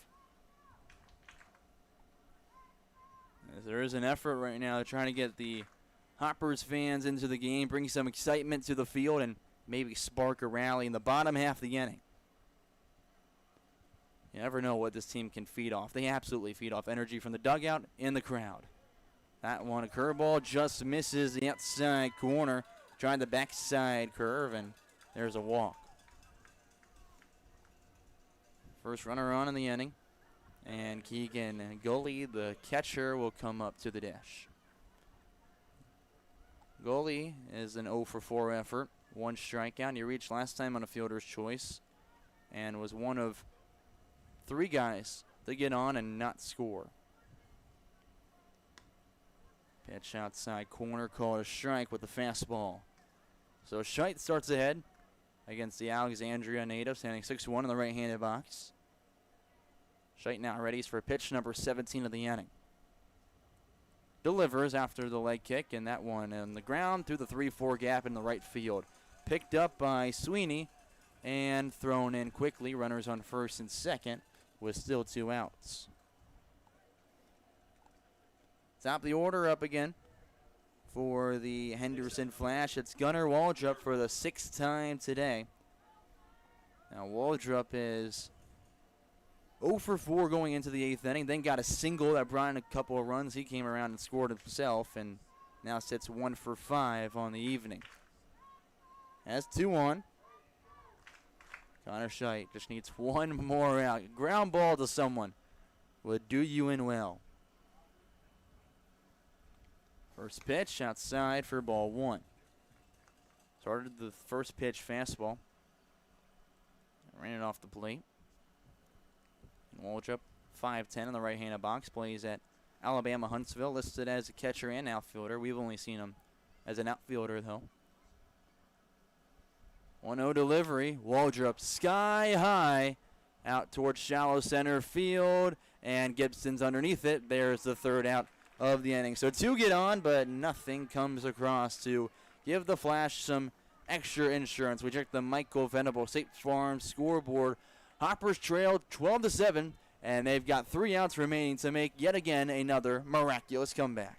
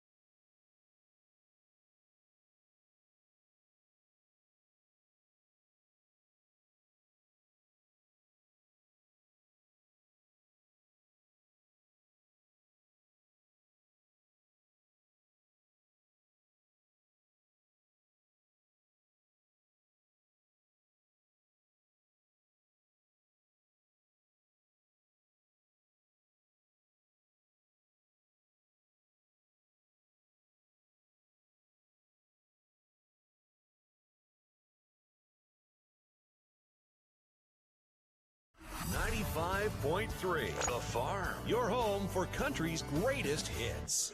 9:09 local time here, Central Time Zone, as the Hoppers have 3 outs remaining to remain undefeated at home. They trail 12-7 to the Henderson Flash.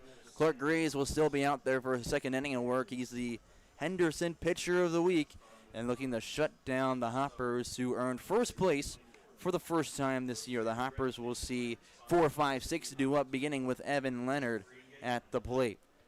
Big spot here. If you know anything about the Hoppers, they're certainly capable of it, but doesn't feel like it could be their night.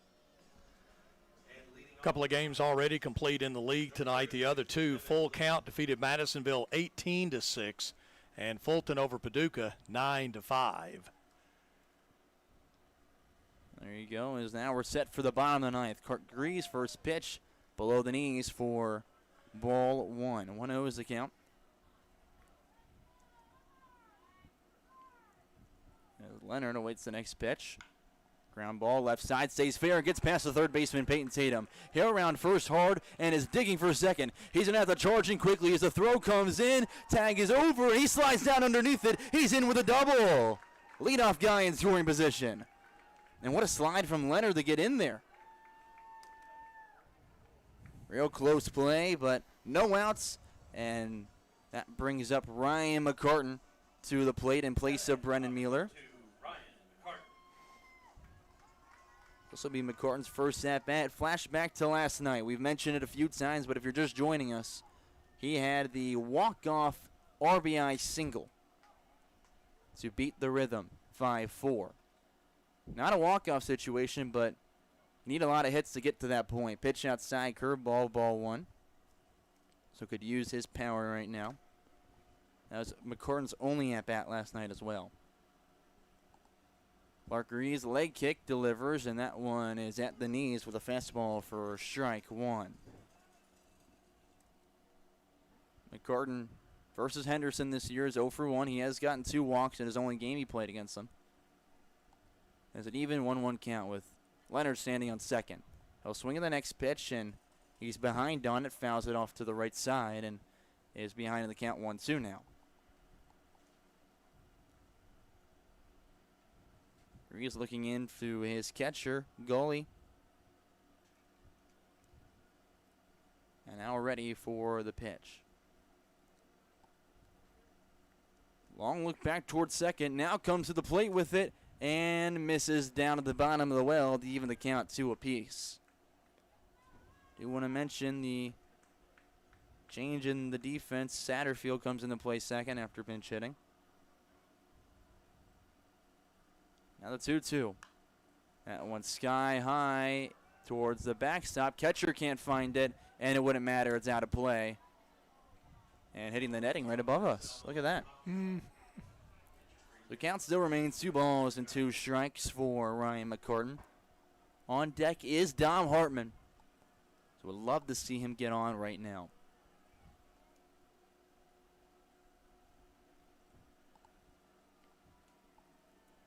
Look in, and now Grease now set from the rubber. Leg kick to the plate. Starts to go around, holds up. It's in the dirt. They're going to ask if he went around, and he did not. Count is now 3-2 to the catcher. Good hold from McCartan. He probably went about 3/4 of the way around. Held up in time. Grease now set again. Runner on second and no outs. Pitch to the plate. McCartan blasts one deep left center field. That one on a rocket ship into the stratosphere, and it's out of here. Henderson, you've got a problem, and his name is Ryan McCartan, 2-run homer.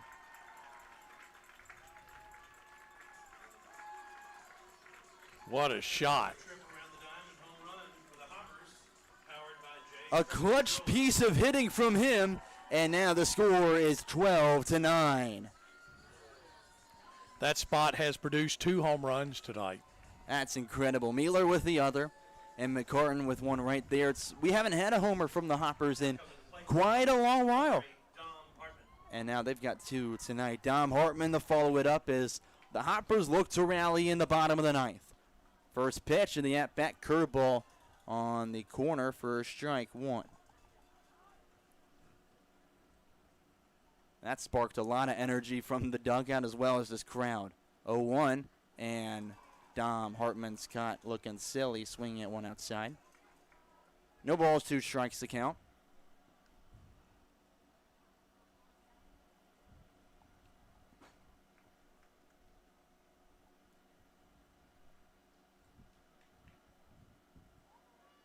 A long step out as Hartman needed the reset. You look at his day, he is 3 for 4 with a double and 2 singles as well as 2 runs. 0-2 pitch, lifted sky high in the infield. First baseman Braden Minio tracking it in foul territory, and he's caught it. There's one away in the inning. Remember, you don't want to count this team out right now. They only trail by 3, and There's been plenty of innings they've trailed by about 2 or 3 runs and been able to come back and win it in the 9th inning alone. Connor Scheidt, the batter now. He came in the pitch, and he'll bat for Nick Johnson. Still can't get over that blast from McCartan, though. Pitch now to the left-handed hitter. Swings at the first one, ground ball on the right side. Satterfield will pick it up, throw the first, and within 2 pitches, there's 2 outs away. The inning got started well. It was a double from Evan Leonard, who barely slid in time and got underneath the tag, followed up by a home run from Ryan McCartan, an absolute moonshot. That probably would have given NASA a call, as that was caught on satellite, and then a pop out and now a ground out. We'll see a new batter come up to the plate, Zach Hampton, in place of Caden Slaughter. He's up for the first time today. He readies in the right-handed box to face the righty, Clark Grease, who looks to shut down the Hoppers and steal first place on First Responders Night. First pitch now. Hampton leaves down low, a curveball, ball 1. Didn't miss by much, but I like the idea from Hampton to hold no matter what. Now the 1-0 delivery. Grease to the plate. That one misses the outside corner, glove side, 2-0's the count. Look at Hampton's summer. He's got a 4.44 batting average. And now the pitch comes in again, misses downstairs, and he's ahead 3-0 against Clark Grease. On deck is Cade Wall with 2 outs in the bottom of the 9th. 3-0 pitch, sitting dead red, and that one in the zone with a fastball. 3-1 the count. You've got room to work with a Clark Grease. You don't really have to give him something to hit here, as the tying run's still in the hole currently. 3-1 pitch. It's right down Broadway. And Flasher now 1 strike away from first place in the OVL. Hopper is looking to stay alive with a rally. Full count pitch. Grease from the belt to the plate. Hampton out of play and stays alive. That's all you got to do right now. Just foul off pitch after pitch after pitch. That's how you get something you absolutely love, or it's way too ugly to swing at and you're walked. The full count pitch again. Grease to the plate, and it's right down the middle. Hampton struck out looking, and that's first place gone to the Henderson Flash. 12-9 your final score here as we check the Michael Venable State Farm scoreboard. 2-run homer wasn't enough to spark a rally. Don't go anywhere. We'll be right back with the postgame show here on 95.3 The Farm.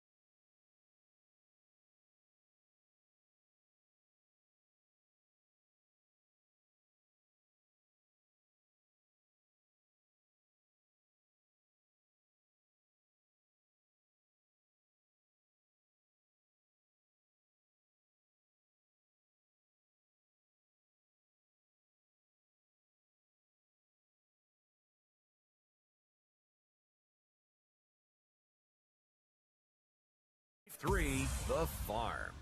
The Hoptown Hoppers suffer their first home loss of the season, and they are now in second place, a half game behind Henderson, who has now won 10 ball games in a row, as they win it here tonight by the final score of 12-9, the final. Henderson with 12 runs on 7 hits and 1 error. Hoptown 9 runs, 12 hits, and 4 errors tonight for the Hoptown Hoppers. And Colin, it just that 8th inning was the one that just really put this game out of reach for the Hoppers. And it was, I think the toughest part when you look at it wasn't just that the Flash got the best of them like they had last game.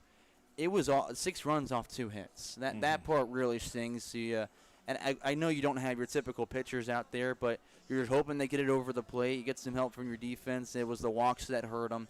And that can't happen against a team of that much talent with the Flash. It just came back to bite you. If it was only a little bit here and there, sure, whatever. But 6 runs, it can never pay off well. You know, in that 8th inning of play, they started that 8th inning out with a hit batter, a walk, and a walk. And that kind of just it went downhill from there for the Hoptown Hoppers. Yeah, just an inning to shake off and forget about. Right, yeah. This is one of those you just forget it. You got Paducah tomorrow at Paducah, so you need to get your mind right and head to Paducah tomorrow night and then get back on the winning track and start a new streak. Hey, defensive highlight brought to you by Westside Body Shop, Hopkinsville's trusted name since 1968. Family-owned and operated, located at 2505 Fort Campbell Boulevard in Hopkinsville. I'm kind of struggling to come up with a defensive highlight. Yeah, and unless you've got one that you can think of. I mean, you know, Hartman took one deep in the 3rd. And you know, deep in the hole at 3rd and was able to throw across to 1st and had to basically throw all the way across the diamond to get that play. So that is going to be our defensive highlight of the night, the Dom Hartman throw over to Leonard for the out. There weren't a lot of defensive highlights tonight really on either side. No, it was a simple night, but that's what you're going for. You're just hoping for a nice plays in the field. Your defense can simply help you. They make the plays look easy. Yeah, nothing too crazy, but I definitely go with that play from Hartman as well. Player of the game brought to you by Skyline Animal Clinic and Oak Grove Animal Hospital, who supports all the area schools, athletes, and students. Skyline Animal Clinic has been your source of veterinary care for small animals since 1956.